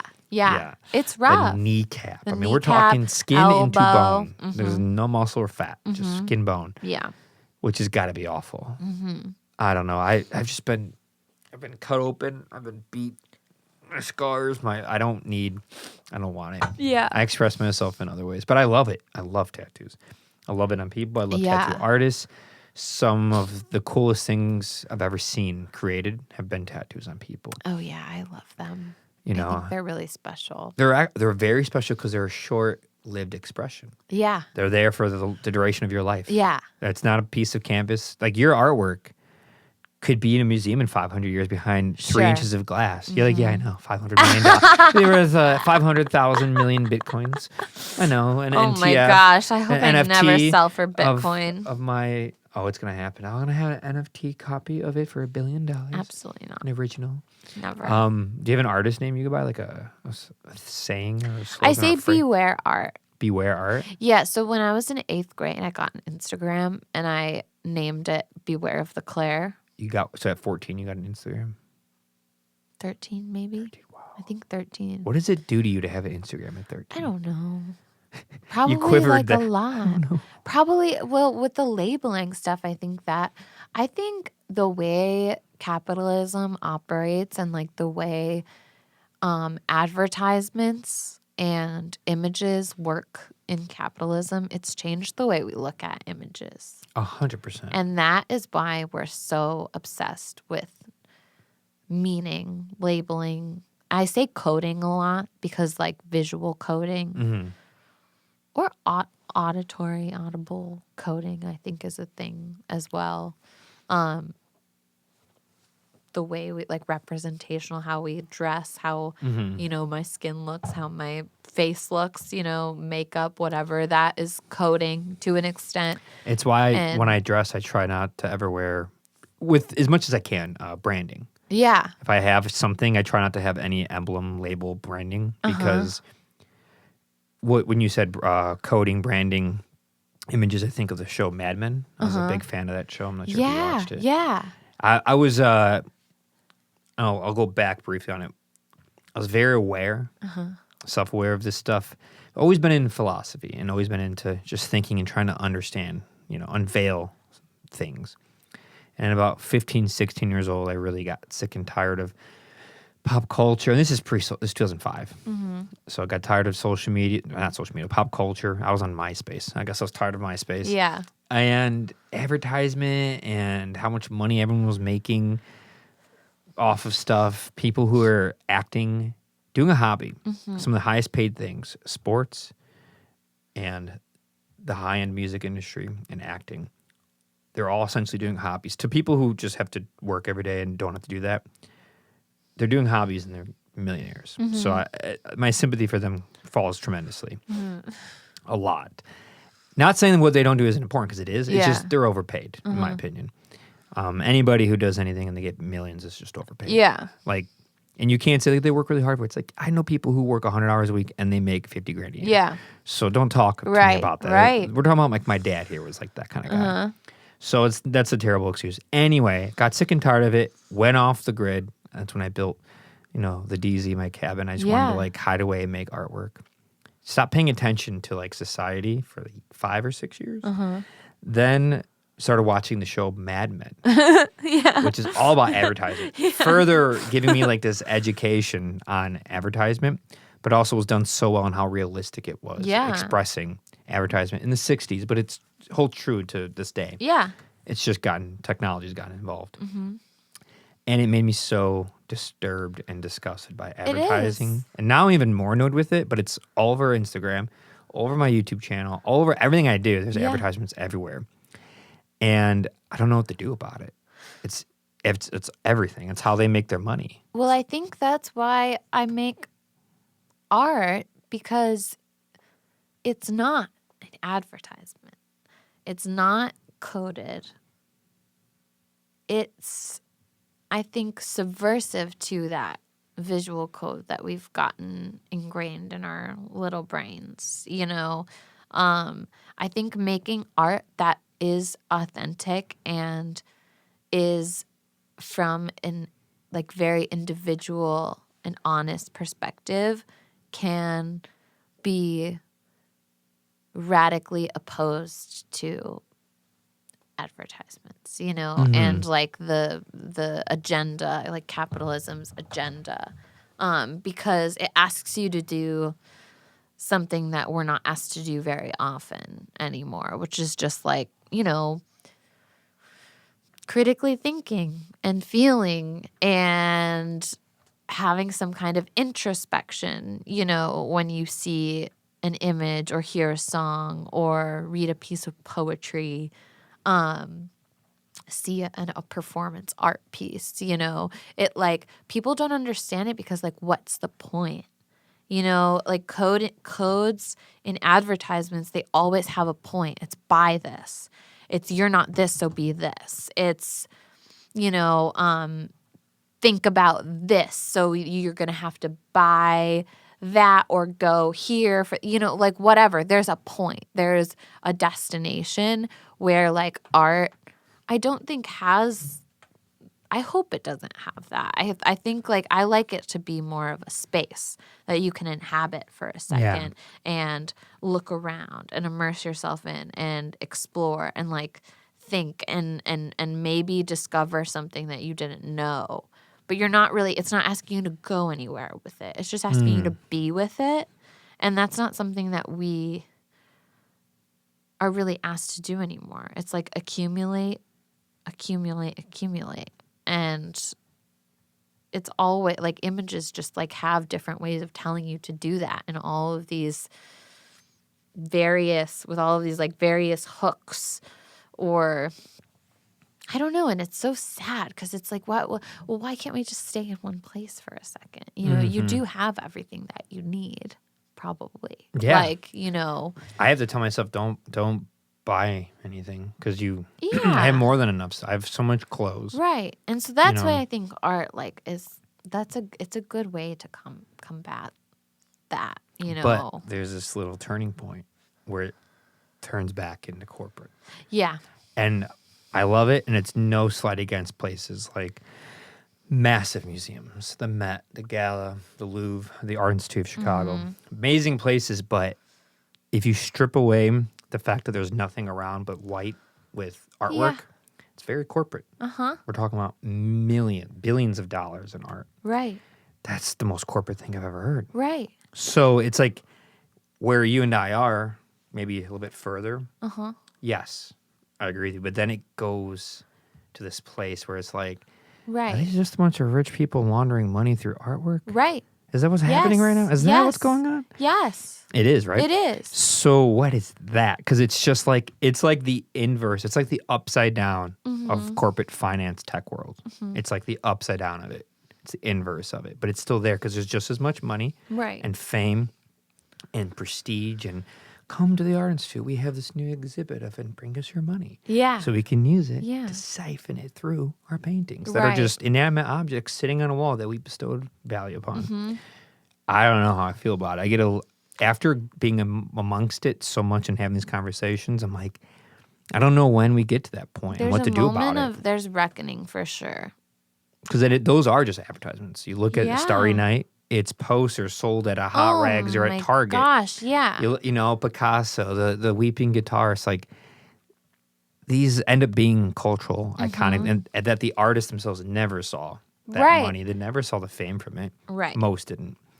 So yeah, like I went to Mexico City recently, and I went to where Frida's house was and her museum, and they just took this amazing home, and it's just like this massive museum, and it's like she hasn't been around for decades. Like, right.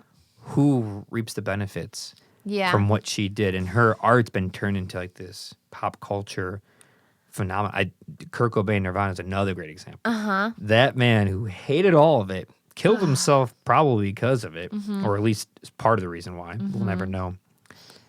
Ends up being on posters and T-shirts at Walmart and Target and Hot Topic, and his records and now this new remastered edition, and it's more money that isn't going to him, and the whole thing, I'm like, oh, this guy would hate it. Like, now that I've gone way beyond his age and have been of the world that he occupied, and even have been fortunate enough to work with and talk with people that knew him, and, it's crazy.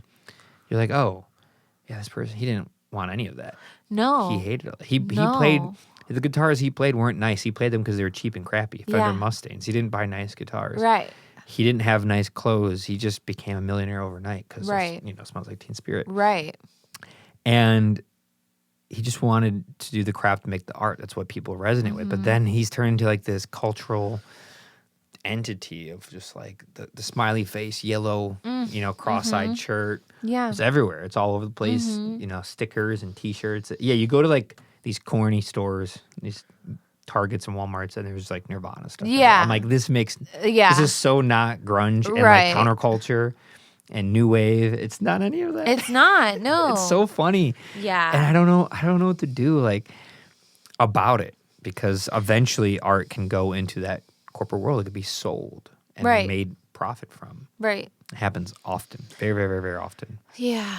It's like, what would you do if you had a gallery, right? And you had an exhibition rather at a gallery, and you're selling paintings, goes well. Someone's like, hey, we'd like to have your paintings at this bigger one, maybe New York. So, well, you go, okay, sure. So now you go to New York, and it's in, Upper East Side. It's bougie as hell. You're like, do I even fit in here?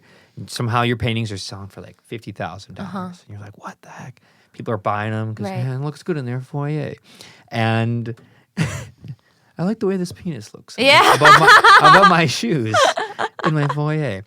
And then they go like, hey, we were wondering if we could like print and make copies of this. So we want to have it on the new T-shirt for like Gucci New York or something. And we're willing to give you like 3% of the royalties for all of its sales plus like $1 million. You get $1 million and then 3% of everything we sell with it. What do you do?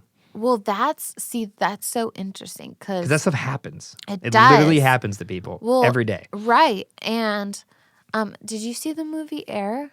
I want to. Yeah. So You saw it? Yeah, Eric and I went to go see it. It looks and interesting. It is, and I didn't realize that was the first time an athlete's family got a cut of every shoe sale. Yep.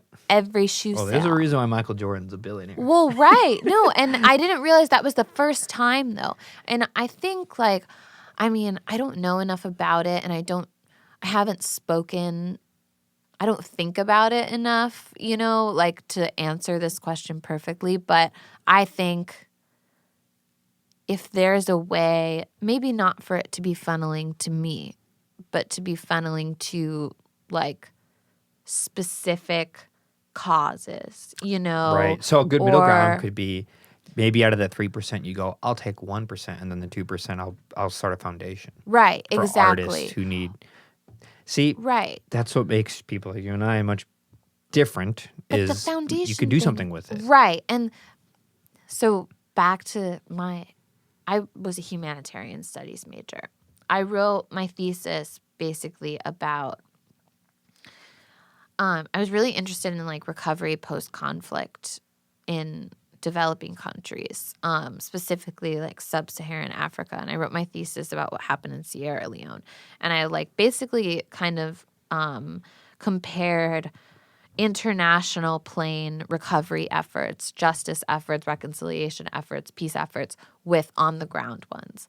And a lot of the times, almost 100% of the time, on the ground, less bureaucratic in nature efforts, all of these grassroots efforts, initiatives, do much more good and foster much more healing and peace and actual prosperity in communities than do these ICC grand tribunals that are happening to kind of appease the world rather than help the community The that's optics, gone through the trauma. And so it doesn't really matter because I don't have a foundation, but I would probably not give it to make a foundation unless it were a kind of foundation that gave unrestricted grants or unrestricted cash. Here's cash, which is to never gonna people that happen. need it. Doesn't work that way. Well, and that's something that happens in specific humanitarian efforts. It doesn't really? happen often, Okay. but it does happen, and it ends up going extremely well, specifically when those cash grants or like just cash lump sums are administered by people from the community that know when and who to give it to so that it can go the furthest and help the most. Not just a general. It's not a man. Yeah. It's not a man. It's a woman who is much more tied to the community, who knows that she has to feed her family and knows how to make the money go further. It's in a specific season where it's not harvest season, it's the time of droughts. You know, there's like all of these specific, that's a really good idea. Contextualized, when you know the contextualization like better, when you know the ground better, the community better, the money can go farther. And unfortunately, like nonprofits, it's just like funneling money at causes and they don't know how to give it to people. And they're not the right people for it. Right, exactly. It has to be from people from the community. It has to be a national staff if we're like international, you know. You struck a nerve with what you just said. Oh, good. In a weird way, I don't know how this is going to sound, but I'm just going to say it. In a weird way, I feel like that person for the music community. And I'm always like, with the fest, it's like what I'm trying to do. It's like I need to get the right investors because I'm the only person that knows what to properly do with this money. You know. I know because I've been living it. Absolutely. Through blood, sweat, and tears and scars and debt and suffering for over a decade for and with and amongst the community and side by side. Yeah. Like I'm on like boots on the ground next to my peers doing the thing, not sitting in an office, not sitting on a private jet, not texting it, I'm doing it. So it's like if I can make this happen to the next level, I can do so much more with it. Right. Than anybody I've ever met, period. Because I know it through and through. So yeah, I agree. That's a really wise thing. I agree with that. I wish more foundations did that. Right. They had someone in there. And it is very true. You're not going to change the world. I'm not going to change the world. A president's not going to. What you can do is the small incremental steps that are relative to your life and your community. Yeah. What you can do with your partner, with your friends, your art, your job, local community service, like little things like that will go way further than like, I want to have world peace and get rid of world hunger and racism. It's like, ain't going to happen. Yeah. Not- Give your not money happening. to somebody who knows how to help somebody with it, you know? And do you can And sometimes that's in your not you. community. Yeah, sometimes it's not you. Like, I don't know where money has to go in specific neighborhoods in Chicago for it to go the furthest, you know? But I can probably go to that neighborhood and ask around, and someone would be able to point me to somebody who does. Yeah. And then giving it. Like, people have a really hard time handing over the reins, like, I think. And that's something that's also like a practice with art that I think I hope a lot of artists practice is like, just like, okay, you're making the art and then it's going and then you don't have any control over where it goes, you know, or like what people do with it or how people perceive it. And it's wrong to try and control that other than just making the work. Yeah. That's as far as you can go. I think it's an exercise in letting go. You're very wise, Claire. Thank you. For a 26-year-old. I'm an old soul, I think. I am too. People have said that a lot. No, about you are. me. You know, the tattoos and piercings, very old school of you. Very, like, it's been going on forever. It's it keeps things interesting.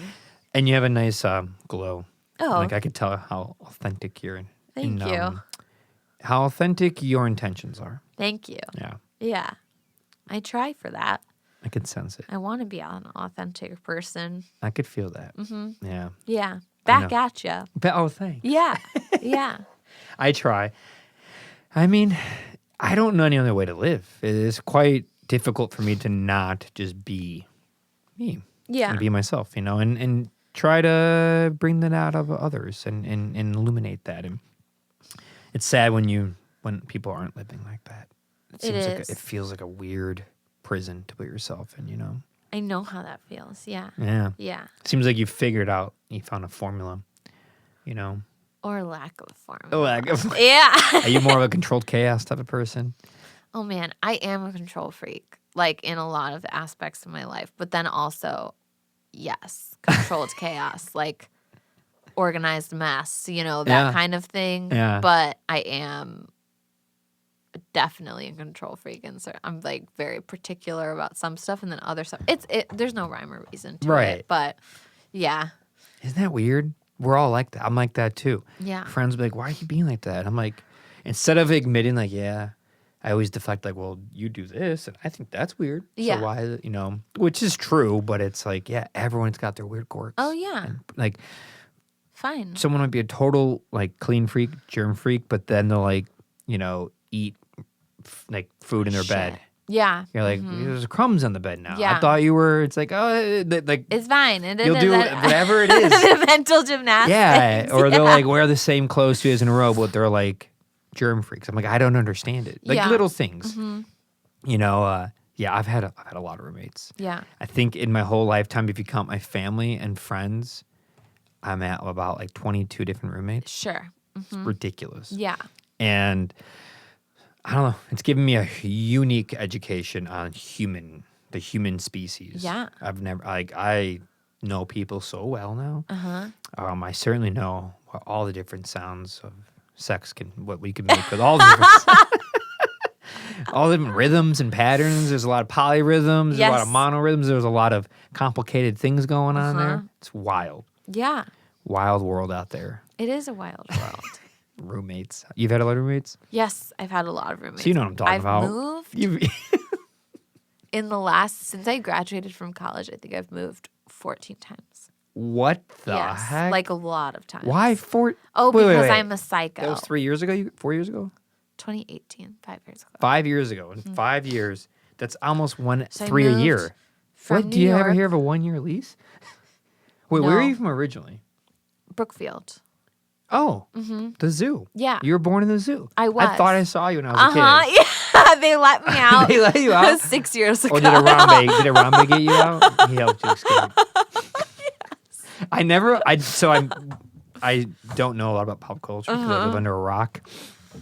And when the Arambe thing happened, I didn't get it. People kept talking about it, and I was like, who's Arambe? Like, who is this guy? And why is he carrying a child around the zoo? I thought it was a person because they just kept describing it like it was a human. I also can't remember what. Like, I know that he was a gorilla, but I don't know what he did. They should have shot the kid. I don't know why they shot the gorilla. No, I'm just kidding. They shot a gorilla? I think that's the whole thing is the kid fell in. They couldn't get the kid out. Arambe, the gorilla, dragged the kid far, and then they ended up shooting him to kill him to get the kid back. And I think they shot the wrong gorilla. The wrong primate. No, I'm kidding. But Brookfield, I know very well. I have hung out in LaGrange tremendously. Okay. One of the DZ Fest posters was in Allen Lark, which is a coffee shop in downtown LaGrange. Oh, cool. Yeah. One of my like first kind of girlfriend ever lived in Brookfield, right off of Elm and Yeah. Elm. Uh-huh. Elm. So there's Ogden. There's a couple blocks south of Ogden. So it was like Elm and Shields area. Okay. Cosset, Shields. Yeah. Elm, yeah. Yes. Right there. Yeah. Which streets were you by growing up? You know the railroad tracks, the Hollywood Zoo stop. I think so. If you Are you by the take crazy like Metro- 6 corner, 8 corner area? Pretty close, yeah, Okay. maybe a mile away, a mile south east. Okay. And did you go to R&B or Lion Sound? RB, yeah. Okay. Yeah. R&B is a good high school. Yeah, it was a good one. Right next to the zoo. Literally right next to the zoo. My brother lives over in Forest Park, so Yeah. close there. Wow. Okay. So you went there, grew up there, and then you went to New York for school, Yes. the Bronx. Yes. And then lived there for 4 years, 5 years? Yes, 4 years. Did you love it? You didn't? No, You're the loved first person I ever met who was like, New York? Mm-mm. Not for me. Not for you? It destroyed my nerves. It's Why? just It's chaos. so much is going on. It's so chaotic. Everybody is going somewhere. Everybody has an agenda. Everybody looks like they're going somewhere. Yes. And they want to know maybe where you're going. And You got to it's so say this much for your to stand-up bit process. because this is funny right now. Oh my gosh. Because you're so concerned, and it's so true. Like every time I've gone there, everyone really is going somewhere. Everyone looks like they've got something to do, and if you don't, you feel so small. You feel small. I have never been yelled at so many times in my life by people. I grew up in Chicago. I've grown up amongst major cities. I've been to a lot of them. They made me feel so stupid and small. They're just like, let's go. What are you doing? Move your car. And you're just like, whoa, Yeah. hold on. Holy God. I Yeah. just got here. I Can got you- yelled at like 5 times. Kiss a puppy. Just have a puppy Yeah. kiss. But Kiss a puppy. it's not like malicious. It's just part of when you're there, you realize like, oh, you have to live like this. This is how you have when to you be. throw 10 There million are people on top of each so many other. people. So many. And it's expensive.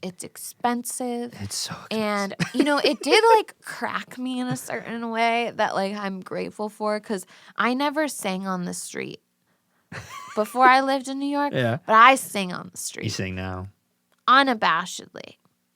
Very loudly. I sing and dance a lot too. Why not? Because I would walk past 13 people a day who are just fucking singing their hearts miserable? out. Yes. Crazy. So it was just a lot. It was too many things going on, too fast, so many people, very image-oriented city, like very much so that it kind of freaked me out. It's fun. I realize I go to New York to see people and not the city now. There's I do know. specific places to eat, people to food, see. yeah. I mean, the last time I went, I think most of the time, other than for my friend's birthday party, I was like in friends' apartments hanging out with them. Yeah. Or like taking a walk through a park or something. Like I was not there to experience the city. I was there to like sit on the couch across from my friend and talk to them because they live in New York. I know. I do know what you're saying. And it's just not for me. Great food though. Great food. Ton of great food. Ton of great food. Ton of great art. Great art. I go there for the music, art, and the people I've met, and I'm excited to keep going there. I and mean, doing that. it's like there were definitely a lot of bright spots. It's just too much for my soul and my nervous system. Yeah. Do you know how long we've been talking for? No. How long? 2 hours and 15 minutes. Oh my gosh. I was kind of curious. I was like, Doesn't feel like it, right? has it been? No, it has. I was thinking, I definitely knew we had surpassed an hour. That was a while ago, yeah. But that's I always okay. tell people when I ask, like, do you want to come on? They go, sure. I go, is like 2 to 4 hours? Is that okay? Yeah. And most people are like, I can't. So many people are like, I don't know. I can't talk that long. It's like, You probably can. you definitely can. And when I'm there, you will be able to because I Yeah. will make it happen. Keep it. Yeah. I'll keep it going. Erica's probably wondering where Freaking the out. hell Well, I am. we can end. Wait, I'm just going to see if he's texted me. He probably hasn't because he's the sweetest ever. But He knows. he's like, she's doing her thing. Nope, he hasn't. Do you want to tell the world where they can find your artwork? Like Oh yeah. Well, I'm not gonna say my website because Why? my website is under construction. and Everyone's website is under construction. Like every artist ever, a thing pops up like, sorry, we're under construction. I think Oops, there is at this least page no longer exists. Oops. a I love year. that one. I think there is a year of like I'm behind a year. It's a on metaphor for every art. artist. They're just But, always under construction. I Link mean- Linktree? No, Linktree? I don't have a link tree. Okay. So my Instagram is beware of the Clare, CLARE, no I. Beware of the Clare. Yes, _art. That's a mouthful. It is a long one, but I was actually going to say, because you were like, what the tagline, beware art is something I write a lot because I think it's funny. And I think really people are scared of art a little bit. Is that one taken already on Instagram? The handle Beware Art. No, but maybe I'll change it. Beware Art. Beware Art. Beware art. I always But- say be precise, exact, and small. With your Beware of the words. Clare was my first Instagram name. That's a good one. And I got a just good like rhyme. never changed it Beware of the Clare because I like thought it was hilarious as an 8th grader. And then I just added _art because I did. Beware of the Clare. Yeah. So beware of the Clare _art Yes. for Instagram. And what about anything else? Nowhere else? TikToks, Twitters, No, I don't have any of those. nothing. You're not doing. I don't have You're a not doing Facebook. the TikTok I reveal can't. thing. Oh my gosh. That people, you don't like that? That's not you. People tell me to get a TikTok all the time. I'm like, do you know how hard it is for me? Between you. Here, let's switch mics. Between you. I can't. You've been Too you've been much. doing this a lot. where What? you like go off the side. Oh, It's like, do you I? realize the mic only works here. And you're I like, know. I'm sorry. Don't tell me. Or the what is it? The Twitch with the SMAR, RMS. What is it called? Oh my gosh, yeah, It that's freaks me out. too much. Like, so I have all the social medias because I like post the clips Yeah. and stuff on it all, but like it's under post and go, so I get out. But when I do find myself like for a couple minutes looking through TikTok, Yeah. the chaos of it, and you'll scroll past some girl with like a purple background, like purple lights and like neon like lava lamps, and she's just like, Yeah. Horrible. It scares me. and I'm like, People really enjoy that though. we don't have to get into my thoughts as to why I think they really enjoy it. Why? You know why? Sex. Yes.